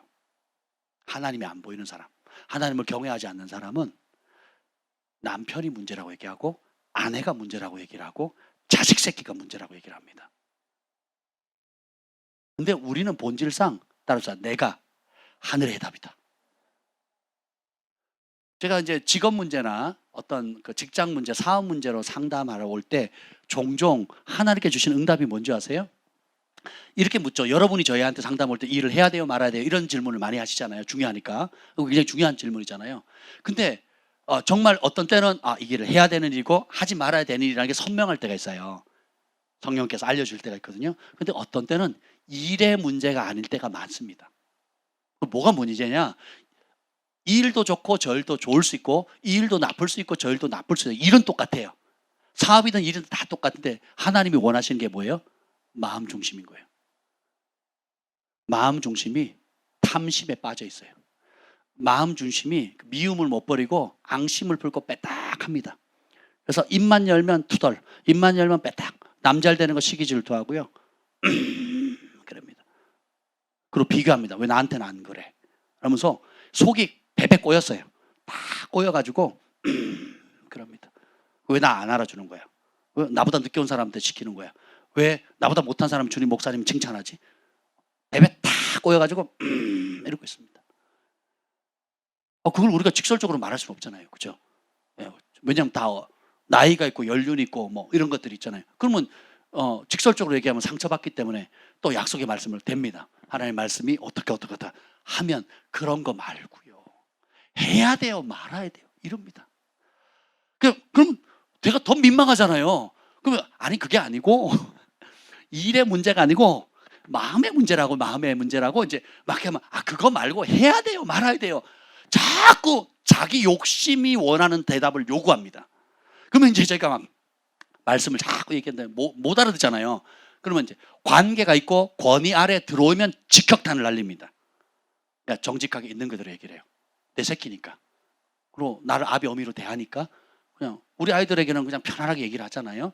이건 잘못된 거야. 이건 이렇게 해야 되는 거, 저렇게 해야 되는 거 하는 거죠. 근데 권위 아래 안 들어온 사람은 거기까지 딱 원리만 딱 전합니다. 거기까지. 안 그러면요 공격합니다. 감히 나한테 이럴 수 있어? 감히 나한테 이런 말을 해? 나이도 어린 목사가 말이야. 이렇게 합니다. 그리고 그룹 짓거나 공격합니다. 저도 살아야 되잖아요. 제가 아무리 용맹하고 제가 얼굴이 사람을 안 두려워해도 불필요한 공격 받을 필요도 없거든요. 그 삶의 지혜가 필요한 거예요. 그리고 내가 받을 마음이 없는 사람한테 강제로 쑤셔 넣을 필요가 없어요. 젊었을 땐 그랬습니다. 사역 초창기는 그랬어요. 먹어 하고 입 벌려 확 집어넣어 버리거든요. 그럼 막 있는 것까지 토해버리거든요. 그리고 관계 깨지고 상처받고 교만한 목사 막 1급수라고 자랑하면서 자기만 잘났고 막 이런 식으로 이제 비아냥거리는 거죠. 그래서 이제 그런 거 안 하려고요. 저도 이제 머리를 쓰게 됐습니다. 그래서 권위 아래 거하는 게 굉장히 큰 축복이에요. 내 새끼는 책망하면 달라붙습니다. 도와달라 그럽니다. 남의 새끼는 네가 뭔데? 이럽니다. 저 부천에 살 때요. 저희 집 앞에 그 옆에 이제 고등학교가 있었어요. 고등학교 남자 고등학교가. 그래서 학교 수업이 딱 끝나면 애들이 떼거지로 교복 입고 지나갑니다. 떼거지로 지나가요. 떼거지로. 산자락 밑이 그 골목길로 떼거지로 지나가는데 교복을 입고 담배를 물고 다니는 거예요. 담배를 물고. 제가 또 그걸 못 보잖아요. 기질상. 그때는 한참 20대였어요. 20대라 양해해 주세요. 조나이 때 20대라. 그래가지고 담배를 물고 이렇게 오는 거예요.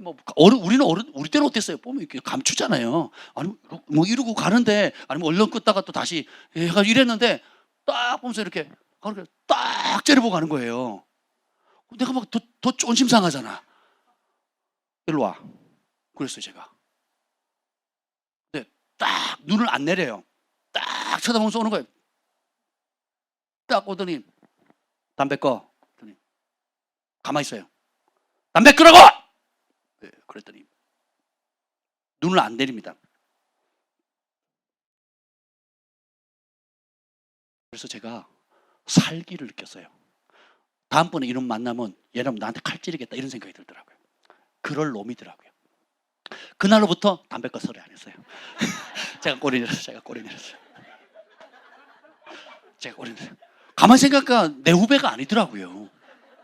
내 친척도 아니고 내 새끼도 아니에요. 남의 새끼야, 남의 새끼. 내가 권위를 넘어선 거예요.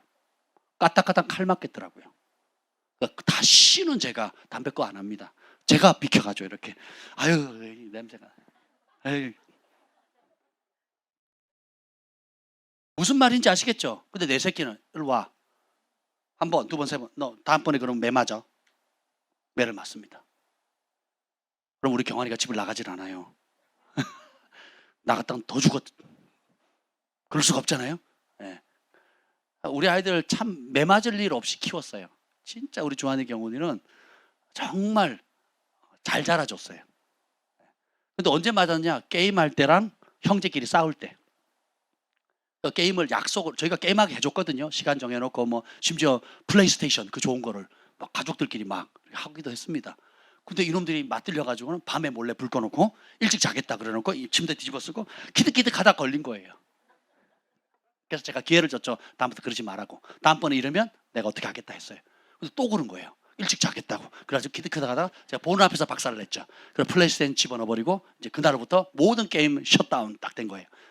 그렇게 됩니다. 그랬더니 조한이 경환이가 아빠는 각성하라. 우리에게 게임할 수 있는 자유를 달라.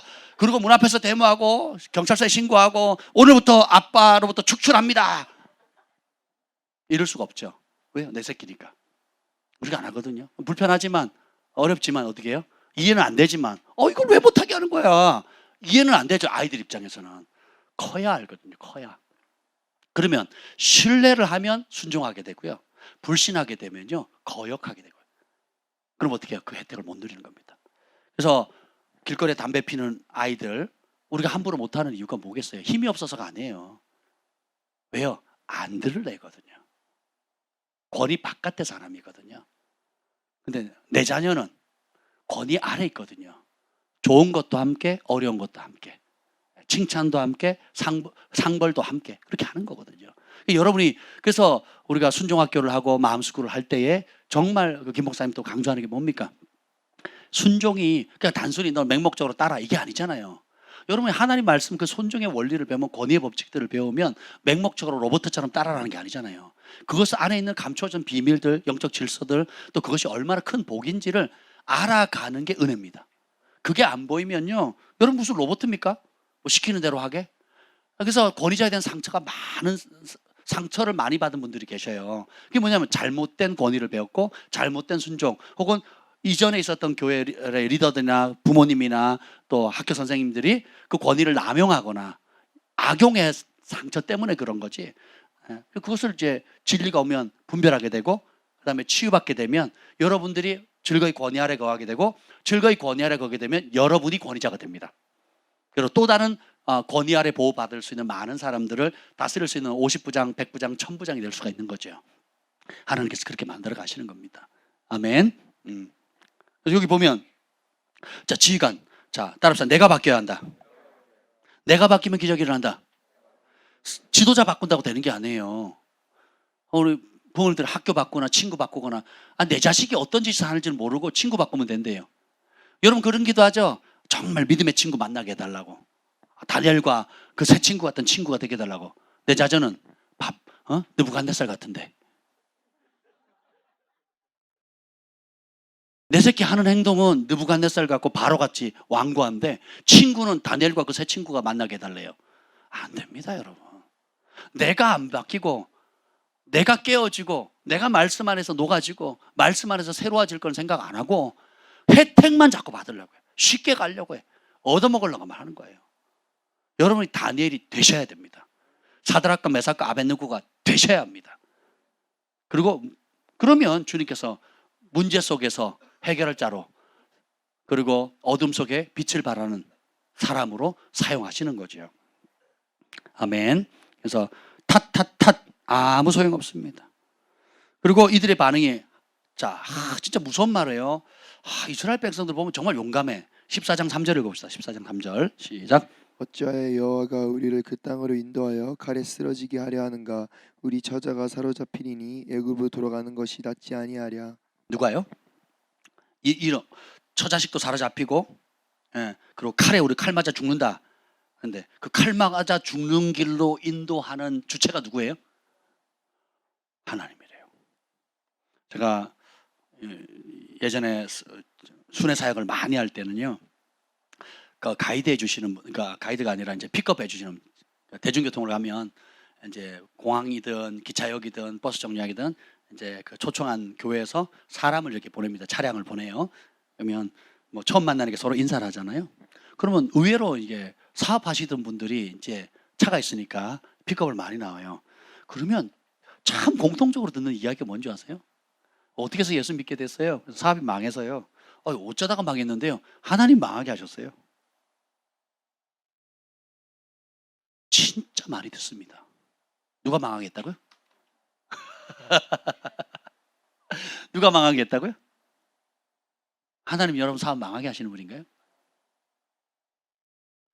지금 이스라엘 백성이 하는 말이나 하나님이 내 사업 망하게 했다고 하는 말하는 크리스찬이나 똑같아요. 수준이. 그래서 제가 가르쳤어요. 자꾸 그 소리를 하니까. 그래서 하나님 망하게 해서 교회를 다니게 해서 기쁘다고. 그래요? 그래서 제가 그런 분 아니라고 가르쳐도 안 고칩니다. 여러분을 망하게 하는 아버지가 아버지예요? 아버지가 아니죠. 망해도 살도록 도와주는 분이 아버지죠. 100% 내 잘못으로 무너졌다 할지라도 다시 회복하고 고쳐서 변화시키고 끝까지 죽는 그날까지 힘이 되어 주시는 분이 아버지 어머니 아니에요?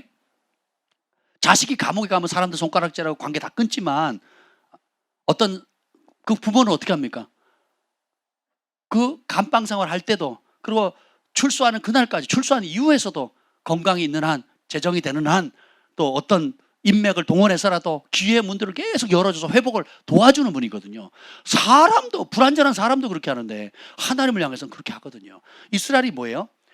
그 뿌리가 뭐냐? 이미 받은 약속을 망각하는 거예요. 이미 받은 하나님의 약속을 무시하는 거예요. 그럼 어떻게 해요? 두려움이 잡죠. 그리고 분별력을 무너뜨립니다. 그리고 거짓을 받아들이게 돼요. 그래서 우리 하나님은 살리는 분이 아니라 죽이는 분이에요. 여태까지 하나님이 베푸신 기적이 뭡니까? 출애굽시켰죠. 10가지 재앙 내리셨죠. 애굽에 그 군대 수장시켰죠. 그렇죠? 그리고 온갖 기적들을 왔잖아요. 그게 보여요, 안 보여요? 안 보여요. 그리고 뭐예요? 한 가지 불편한, 지네들이 봤어요? 아니 12명 정탐꾼 말고 그 나머지 백성들이 봤냐고요? 못 봤잖아요. 말만 들었거든요. 말만 들었을 때 백성들의 반응 14장 1절 시작. 온 회중이 소리를 높여 부르짖으며 백성이 밤새도록 통곡하였더라. 부흥회가 터졌어요. 온 회중이 소리 높여 부르짖으며 백성이 얼마 동안? 밤새도록. 이야, 밤새도록 통곡했대요. 부흥이 터진 거예요. 근데 그 밤새도록 통곡이 뭐예요? 원망이에요, 원망. 오늘 여러분 대필림 복음 선포한 것처럼 마태복음 5장에 애통하는 자는 복이 있나니 저희가 위로를, 이들이 제대로 애통했다면 하늘의 위로를 받았겠죠. 위로가 없으면 어떻게 돼요? 절망하거든요. 못 일어나요. 근데 아무리 절망해도 누가 정말 사랑하는 사람이 따뜻하게 위로해주면 다시 일어날 소망을 얻게 되고 실제로 돌파하게 되거든요. 그럼 이들이 정말 하나님 앞에 겸손하게 이게 맞습니다. 안악작 손 있고 우리는 메뚜기 같고 정말 잽이 안 되는 존재 맞습니다. 그러니까 주님이 필요합니다. 오늘 찬송했던 것처럼 나 주님이 필요해요. 항상 필요해요. 매 순간 필요해요. 주님이 없이는 할 수가 없어요. 출애굽시켰던 주님, 10가지 재앙을 베푸셨던 기적의 하나님, 홍해 바다를 가진 기적의 하나님, 원수를 죽였던 하나님, 오늘도 행하실 줄 믿습니다. 주님이 없이는 할 수가 없어요 했더라면 하나님이 얼마나 기뻐했을까요? 근데 뭐예요? 그런 하나님의 은혜와 인자하심과 기적은 새까맣게 잊어버리고 오늘의 불편함만 보는 거예요. 그 뿌리가 뭐예요? 약속을 버리는 거예요. 이미 받은 말씀, 이미 받은 말씀을 우습게 여기는 겁니다. 그리고 뭘 크게 봐요? 현실을 과학적으로, 이성적으로, 논리적으로 받아들이는 거. 그래서 믿음은 하나님의 약속과 반대되는 상황 속에서 꽃을 핍니다. 성경에서 믿음이 작동한 상황을 보세요. 하나님의 약속과 반대되는 상황, 혹은 하나님의 약속이 완전히 죽은 것처럼 보이는 상황. 아브라함이 언제 75세에 아들을 주겠다는 약속을 받죠? 열국의 아베가 됐다는 약속을 받아요. 근데 언제 아들을 얻습니까? 100세 때였거든요.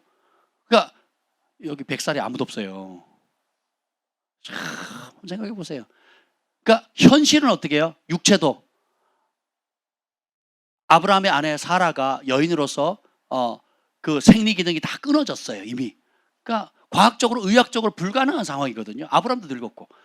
그런 모든 소망이 다 끊어져 보일 때 믿음이 작동하는 거거든요. 근데 성경은 뭐라 합니까? 아브라함이 믿음을 포기했다 안 하거든요. 그럼에도 불구하고 믿음을 지키거든요. 그래서 무슨 조상?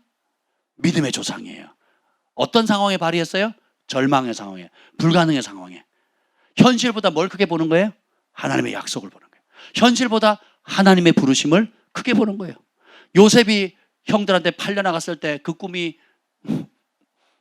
생각날까요? 보디발 장군에서 10년 동안 해서 이제 어깨 좀 빌라고 했더니 누명 쓰고 어떻게 해요? 감옥에 갔어요. 2년, 3년 동안 있는데 여러분 그 꿈을 보지 않았더라면 어떻게 됐을까요? 절망하고 탓하고 스스로 포기했겠죠. 자포자기했겠죠. 근데 하나님이 주신 꿈의 언어, 하나님의 부르심을 크게 본 거예요. 그리고 요셉은 총리가 꿈이 아니었다 그랬죠? 높은 자리가 꿈이 아니라 그랬어요. 요셉의 꿈은 뭐예요? 하나님 자신이었어요. 하나님 그분이었다고요. 어떤 위기의 상황이든지 하나님을 택하거든요. 누명 써도 좋다, 감옥 가도 좋다, 죽어도 좋다. 다니엘도 그 세 친구도 위기의 때 뭘 선택해요? 하나님을 선택하거든요. 하나님을 선택한다는 것은 무슨 말이에요? 다르게 표현하면 하나님의 약속의 말씀을 선택하는 거예요. 이게 진짜 믿음의 사람이에요. 그러면 우리가 할 수 없는 일을 하나님이 하세요. 그때부터 은총이 많은 겁니다. 네. 얄팍하게 남들이 어떻고 저떻고 좋을 줄 알 필요 없어요. 얄팍하게 아유 그냥 보이는 대로 그냥 이럭저럭 사는 거지 뭐. 그건 목사님 말씀이고 그건 교회에서는 하는 좋은 말이고 뭐 그랬으면 하는 덕담인 거지. 나한테는 안 돼. 이게 뭐예요? 하나님을 대적하는 말이라니까요. 하나님 그걸 안 기뻐하세요. 하나님 어떤 사람 기뻐하느냐? 봅시다. 여호수아 갈렙을 기뻐하는데 여호수아 아유 시간이 이렇게 아멘 주님. 여호수아 14장 7절 8절 읽어보세요. 여호수아 14장. 여호수아 14장. 이거 굉장히 중요한 말씀이에요. 여호수아 14장. 여호수아 가나안 땅을 정복할 때인데 그 헤브론을 아무도 산지 마을을 아무도 점령 안 하려고 그래요. 무서우니까. 여러분 산 위에서 방어하는 게 쉬워요? 밑에서 올라가서 공략하는 게 쉬워요? 방어하는 게 쉽잖아요. 그러니까 그 손실이 너무 큰 거예요. 안 올라가려고 그래요. 그때 갈렙이 저거 나 이미 약속 받은 겁니다 하고 내 겁니다 그래요. 지금 손에 있어요 없어요? 없어요. 또 현실적으로 싸우는 게 만만해요 어려워요? 승산이 있습니까 없습니까? 없어요. 근데 내 거라고 주장해요. 봅시다. 8절 읽읍시다. 8절 시작. 나와 함께 올라왔던 내 형제들은 백성의 간담을 높게 하였으나 나는 내 하나님 여호와께 충성하였으므로. 45년 전의 일을 회상하는 거예요. 형제들은 백성의 간담을 녹이는 원망의 말을 했어요. 근데 나는 여호와께 충성했다. 그 충성했다는 말이 뭐예요? 10절 읽어봅시다. 10절 시작. 이제 보소서 여호와께서 이 말씀을 모세에게 이르신 때로부터 이스라엘 광야에서 방황한 이 45년 동안을 여호와께서 말씀하신 대로 나를 생존하게 하셨나이다. 자, 생존을 했어요. 근거가 뭐예요? 하나님이 약속하신 말씀 때문에. 또 땅도 얻어요. 12절 봅시다. 시작. 그날에 여호와께서 말씀하신 이 산지를 지금 내게 주소서. 당신도 그날을 들으셨거니와 그곳에서는 아낙 사람이 있고 그 성읍들은 크고 견고할지라도 여호와께서 나와 함께 하시면 내가 여호와께서 말씀하신 대로 그들을 쫓아내리라. 쫓아내는 근거가 뭐예요? 갈렙 족속이 용맹해서, 갈렙 족속이 전략에 뛰어나서, 갈렙 족속이 탁월해서, 계산해 보니까 승산이 있어서. 승산의 근거는 하나밖에 없어요. 여호와께서 말씀하신 대로예요. 10절 다시 읽겠습니다. 아니 10절이 아니라 9절. 그러면 여호와께서 말씀하신 대로라는 그 말씀을 누굴 통해서 들었냐고요? 하나님이 직접 주셨냐고요? 9절 읽어봅시다. 시작. 그날에 모세가 맹세하여 이르되 내가 내 하나님 여호와께 충성하였은즉 내 발로 밟는 땅은 영원히 너와 내 자손의 기업이 되리라 하느냐. 약속은 하나님 하셨는데 누굴 통해서 전하게 하세요? 모세. 주님이 세운 종들을 통해서 말씀하시죠. 그래서 어떻게 해요? 보이는 부모 공경하지 않으면서 보이지 않는 하나님 경외한다는 거짓말이라고 그랬죠. 보이는 권위자 순종 안 하면서 보이지 않는 최종 권위자이신 하나님을 순종한다? 거짓말이에요. 그러면 하나님이 그냥 직접 말씀하시는 되는데 그렇게 안 하시잖아요. 사도, 선지자, 복음 전하자, 목사, 교사를 세워서 말씀하시잖아요. 지금도 마찬가지예요. 주의 종들을 먼저 세우세요. 그러니까 주님을 공경하면 주님이 세운 사람을 공경하는 거죠. 그래서 모세를 통해서 모세가 맹세해요. 왜냐하면 그때 하나님이 칭찬하셨잖아요. 모세가 증인 되었어요. 그리고 모세가 약속을 하는데 맹세합니다. 약속은 조건부예요. 조건을 지키면 되고 안 지키면 못하는데 맹세는 그냥 되는 거예요. 근데 뭐예요? 내 하나님 내 여호와께 충성하여. 여기서 충성의 말은 뭐예요? 뭐에 충성했다는 거예요? 말씀의 충성. 약속의 말씀. 어떤 말씀? 이미 받은 말씀. 이미 깨달은 말씀. 이미 배운 말씀. 이미 은혜 받은 말씀. 이미 찔림 받은 말씀. 이미 소망을 준 그 말씀. 이미 주신 하늘의 부르심을 확증해 주는 그런 말씀. 그 말씀에 충성했다는 거예요. 그러니까 어떻게 해요? 네가 발로 밟는 땅 영원히 너와 내 자손의 기업이 될 것이다. 나뿐만 아니라 내 자녀도 복을 보고 자녀의 자녀도 복을 받는다는 거예요. 그냥 우리 자식도 복 받으면 좋겠고 손주도 복 받으면 좋겠고 그냥 내가 그 위시리스트 내가 하는 소원하는 기도 제목이 아닌 거예요. 그냥 가만히 있으면 저절로 굴러오는 게 아니라고요. 누군가는 저주를 끊고 누군가는 하나님의 이미 받은 약속의 말씀에 목숨을 걸고 충성할 때에 그 복을 자녀가 받고 그 유업을 자녀가 받고 그 믿음의 본을 자녀들이 본받으니까 유업이 이어지는 거예요. 천대까지. 13절요. 13절 계속 시작. 여호수아가 여분의 아들 갈렙을 위하여 축복하고 헤브론을 그에게 주어 기업을 아멘. 삼게 하매. 헤브론을 그에게 기업을 주어 삼겠대요. 누가요?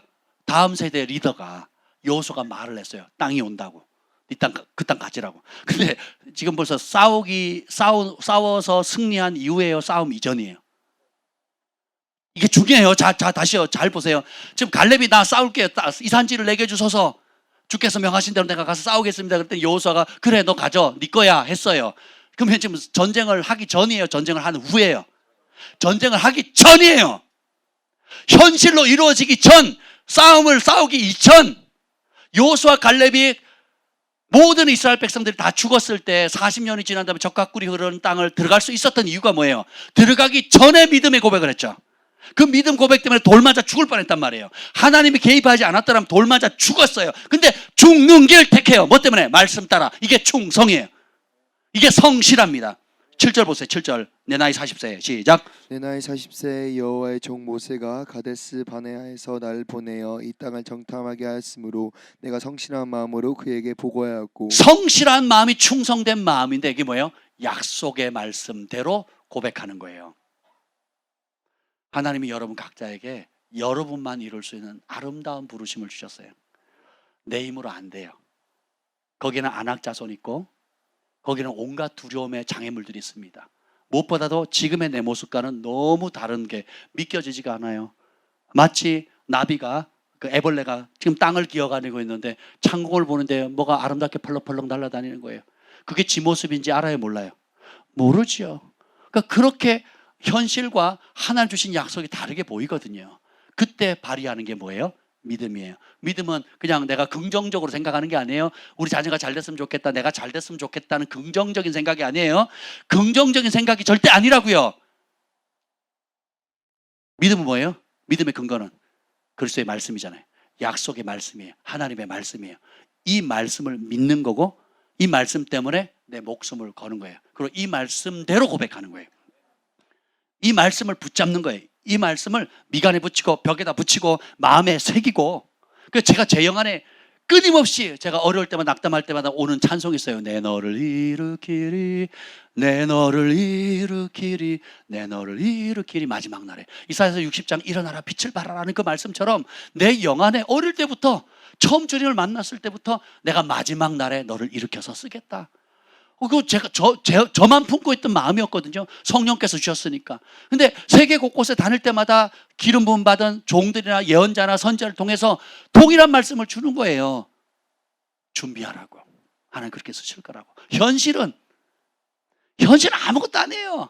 야, 애벌레. 근데 하나님의 약속은 창공을 홀로 나른 나비거든요. 나비. 그 사이를 연결해 주는 다리가 뭐예요? 열쇠가 믿음입니다. 그리고 그 믿음은 어떻게 해요? 목숨을 걸고 고백하고 대가 지불하고 끝까지 지켜나가는 거예요. 현실과 다르다 할지라도. 잠언 28장 20절에 보면 충성된 자는 복이 많아도 속히 부하고자 하는 자는 형벌을 면하지 못하리라. 충성된 자 복이 많대요. 근데 그 충성된 자의 반대말이 뭐예요? 속히 부하고자 하는 말이잖아요. 여러분 그거 아세요? 하나님의 부르심을 모르죠? 그럼 사람이 의지할 게 없어요. 우리의 삶에 하나님이 빠지면 의지할 수 있는 게 아무것도 없다고요. 그러니까 뭐예요? 뭘 의지하는 거예요? 돈이에요. 그러니까 어떻게 돈을 속히 벌려고 하는 거죠. 그러니까 속히 부하려고. 이 말은 뭐예요? 하나님 없는 삶을 대표하는 거예요. 하나님이 빠지면 가장 세상에 강력한 힘이 뭐예요? 돈이거든요. 돈. 그러니까 어떻게 해요?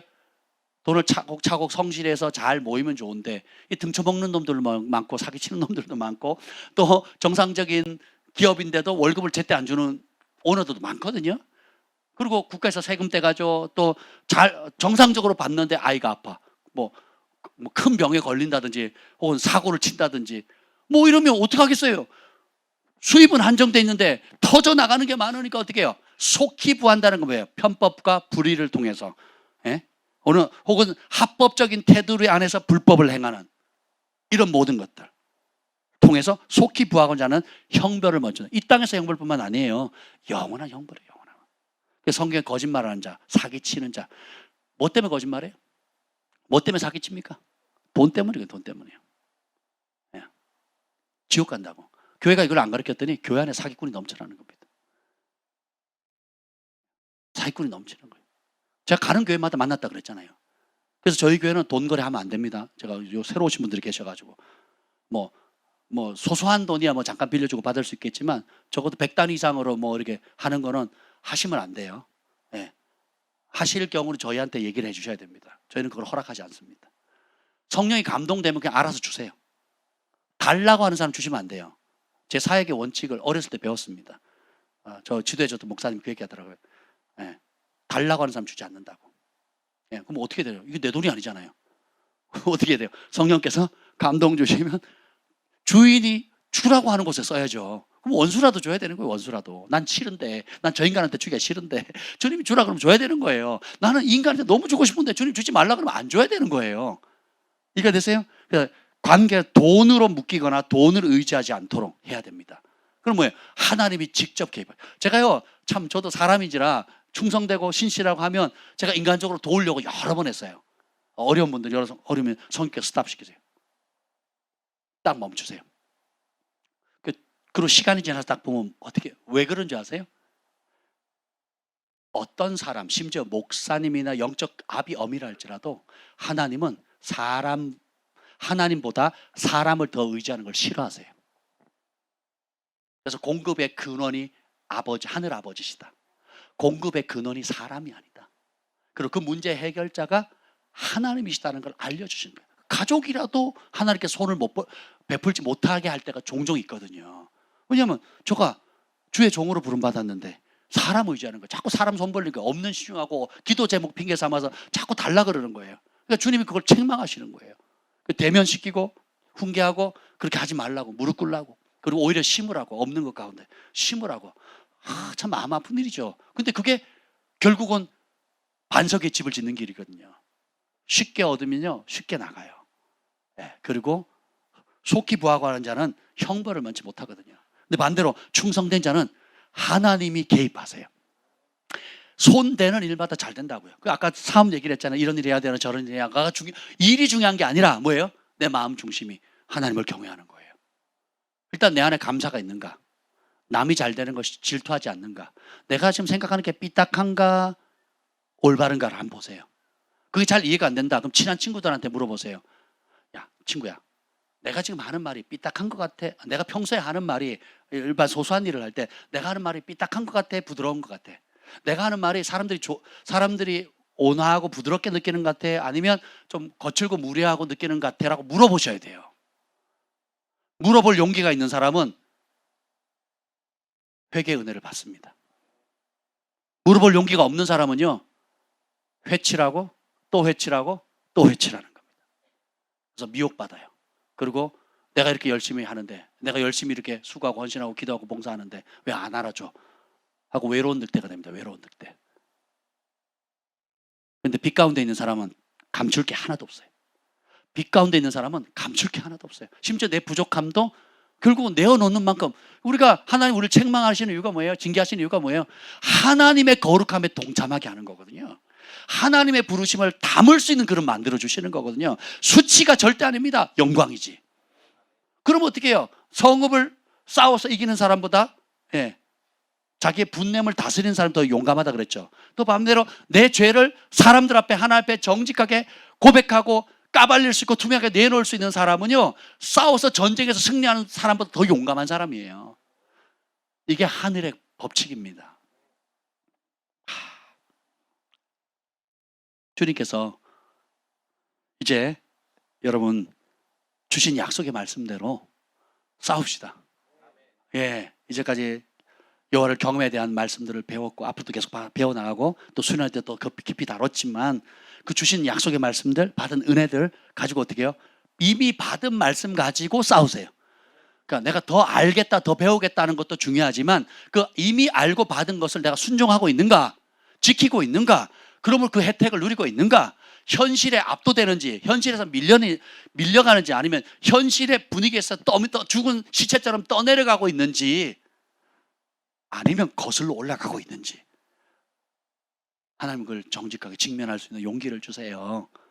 그렇게 하시면 좋습니다. 그래서 따라합시다. 진리가 감정보다 확실하다. 우리는 감정에 받쳐서 눈에 보이는 대로, 귀에 들리는 대로, 상황대로 다른 사람이 저 유명한 거 천부장 얘기한 거야. 그 사람 확실해. 내가 아는데 그 사람 확실해. 그 사람은 뻥치는 사람이 아니야. 10명의 정탐꾼의 말을 들은 사람은 그러지 않았겠어요? 평소에 뻥치고 평소에 못 믿을 사람이면 보내지도 않았겠죠. 믿을만하고 탁월하니까 보냈단 말이죠. 탁월하고 믿을만한 사람도 하나님 말씀과 동일하지 않는 말을 한다면 그 사람은 하나님을 대적하는 사람이에요. 그런 말 들으면 안 됩니다. 감정을 자극하는 말.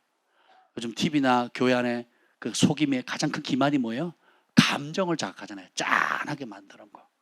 속지 마세요, 여러분. 잠깐은 눈물을 흘리고 잠깐은 웃고 잠깐은 편할지 모르지만 진리가 감정보다 확실합니다. 감정은 들쭉날쭉하지만 진리는 변함이 없어요. 우리는 반석 위에 집을 져야 됩니다. 그리고 약속과 현실이 충돌될 때 바로 믿음을 발휘해야 합니다. 여러분, 입으로 다 된 밥 재뿌리지 마세요. 입만 지키면 여러분 정말 얻는 게 많습니다. 입이 통제가 안 되면요, 그러니까 다 해놓고 다시 재뿌리는 거예요. 다 해놓고 그냥 다 쏟아버리는 거예요. 그리고 지금 직면하는 현실과 어려움, 난관들 있죠. 그리고 여러분의 부르심과 약속과 갭이 있잖아요. 이 차이가 느껴질 때 여호수아 갈렙을 본받으셔야 돼요. 다시 본문으로 돌아갈게요. 여호수아 갈렙의 말을 들어봅시다. 민수기 13장 30절 13장 30절 시작. 갈렙이 모세 앞에서 백성을 조용하게 하고 이르되 우리가 곧 올라가서 그 땅을 취하자 능히 이기리라 하나. 갈렙이 그냥 객기 부린 게 아니에요.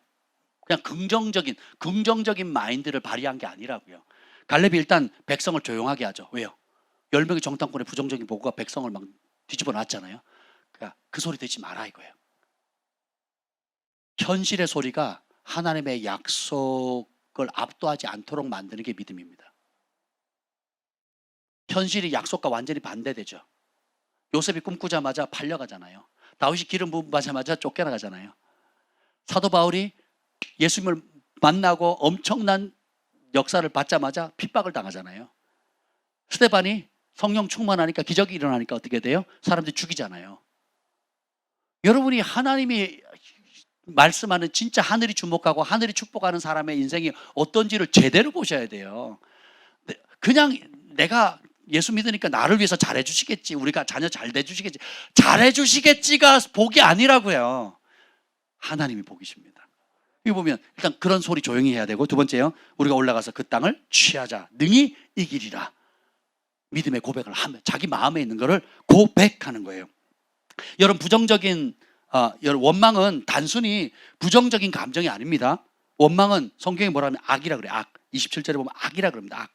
악. 14장 27절에 보면, 14장 27절 시작. 날 원망하는 이 악한 회중에서 내가 아멘. 그 원망하는 말을 내가 들었다. 너희 말이 내게 들린 대로 내가 시행하리라. 나를 원망하는 이 악한 회중. 원망은 악이에요, 하나님 보시기에. 왜 그러냐? 숨겨진 마음의 악함이 드러난 겁니다. 내 마음에 감춰둔 거 있죠. 감춰뒀던 마음의 본심. 이 본심이 들통난 게, 드러난 게 원망이에요. 그럼 내 마음의 본심이 뭐예요? 하나님의 약속보다, 말씀보다는 뭘 더 의지하는 거예요? 현실이에요. 약속을 갖고 믿음으로 싸우는 것보다 현실의 편리함이 더 중요하다고 하는, 그래서 하나님은 그럴 능력이 없고 나는 현실이 더 중요해. 장래의 달콤한 약속보다 현재의 달콤한 무엇이 원한다는 거예요. 이게 독약일지라도 담만 나면 마시겠다는 거예요. 그래서 숨겨진 감춰진 마음의 본질이 입으로 드러나는 게 원망입니다. 그럼 믿음도 똑같아요. 내가 그간 쌓아뒀던 약속의 말씀을 얼마나 소중히 여겼는지, 그리고 그걸 내 삶의 중심으로 꽉 박아놓은 거예요. 뼈에 새긴 겁니다. 암송이 중요한 이유가 뭐예요? 뼈에 새기는 거, 영에 새기는 거거든요. 그러면 위기 때 그게 탁 튀어오르는 거예요. 기뻐할 수 없는 상황에 항상 기뻐하라. 감사할 수 없는 상황에 감사하라. 선을 행할 수 없는 상황에 선으로 악을 이기라. 그리고 해결되지 않으면 기도해라. 찬송해라. 그러면 그 찬송 가운데 주님이 하시죠. 결국 우리는 구하면 우리가 하는 게 아니에요. 주님이 하셔요. 그럼 주님이 개입하는 사람은 어떤 사람이에요? 주님을 찾는 사람이거든요. 그 찾음의 근거, 이 승리하리라는, 땅을 취하자, 능히 이길 것이다 라고 하는 긍정의 마인드가 아니라고요. 뭐예요? 약속을 믿는 거예요. 이미 백성들에게 똑같이 약속했잖아요. 젖과 꿀 이는 땅 주겠다고. 근데 그걸 믿은 사람은 몇 명? 그걸 믿은 60만 중에 믿은 사람이 2명이에요. 믿음이라는 게 생각보다 어렵습니다. 현실이 어려우면, 현실이 내 뜻대로 안 되면. 근데 보세요, 믿음은 언제 발휘하는 거라고요?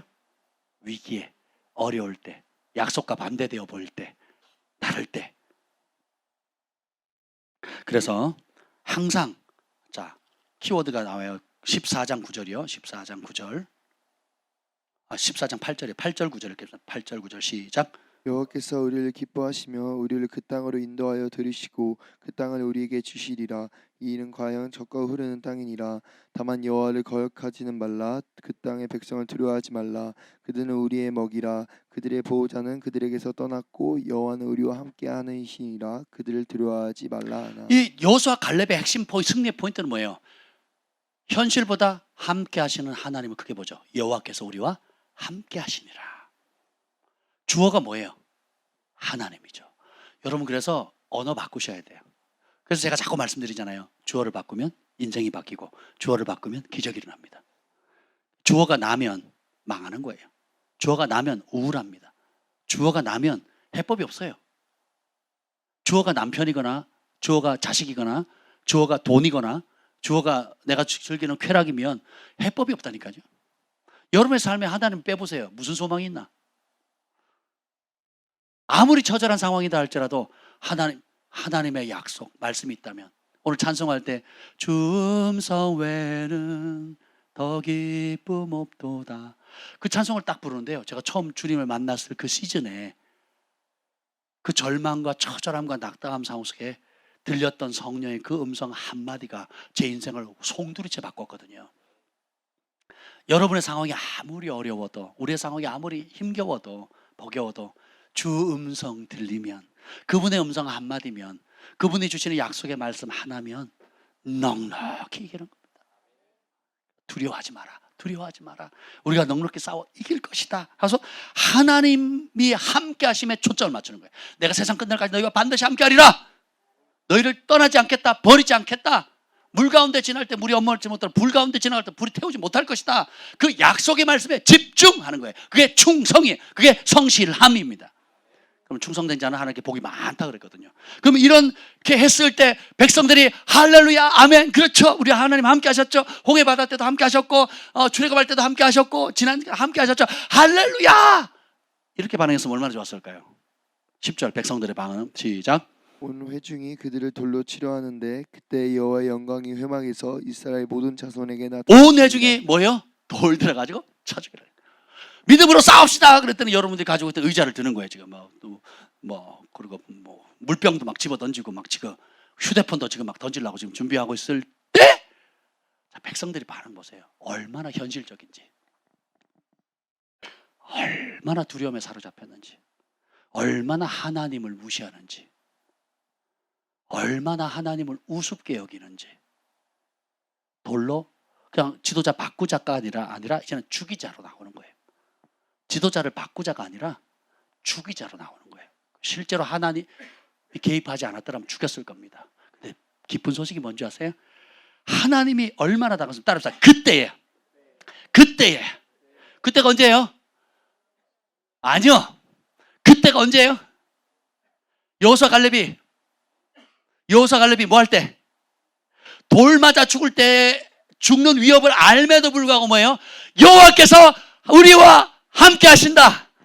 약속하신 거 이루어 주신다. 부르심 여호와께서 이루어 주신다. 여호와께서 도우신다. 여호와께서 승리하신다. 말씀하시면 반드시 이루어진다. 그걸 반대하는 세력이 일어나는 그 순간 누가 그 말에 누구 말이 옳다는 걸 보증해 주는 거예요.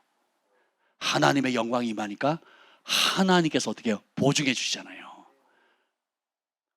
하나님 편에 설 사람, 바알 편 선 사람, 엘리야가 얘기할 때 백성들이 머뭇머뭇하잖아요. 그러니까 여호와여 불을 내려 주소서 하니까 하늘에서 갈라버리잖아요. 우리가 믿음의 고백을 할 때 현실은 처참하고 심지어 그 약속의 말씀 때문에 진리의 약속의 말씀을 선포하는 부르심을 순종하기 때문에 생명의 위협이 온다고 해서 실제로 목숨을 내어놓는 그 순간에 하나님의 영광이 임하는 거예요. 편안할 때 오는 게 아니라고요. 그냥 교회에서 분위기 좋게 아멘 아멘 수련회 때 아멘 할 때 오라는 게 아니라고요. 그 아멘할 말씀이 어떻게 해요? 현실과 부딪힐 때. 그 약속의 말씀이 현실과 부딪혀서 절망과 불가능해 보이고 이제는 네 하나님 욕하고 죽어라. 옛날 길이 좋지 않았냐? 그런 하나님이 밥을 먹이냐 떡을 주냐 뭐가 나와 돈이 나오냐 하는 그 순간에 아니다. 그래도 하나님이 함께 하신다. 이루신다. 도우신다. 하나님이 결국 알파 오메가로 완성하신다. 내가 성공할 수 있는 근거는 긍정의 마인드가 아니라 함께 하시는 하나님이시다. 나는 이미 그 약속을 받았다. 이미 나는 받은 말씀으로 싸울 것이다. 성령의 검, 곧 하나님의 말씀을 취하라. 그러니까 주님의 영광이 훅 임해버리는 거죠. 하늘이 인정하면 끝이에요. 200만이 동의하고 두 사람이 반대해도 하나님은 200만 편이 아니에요. 두 사람 편이에요.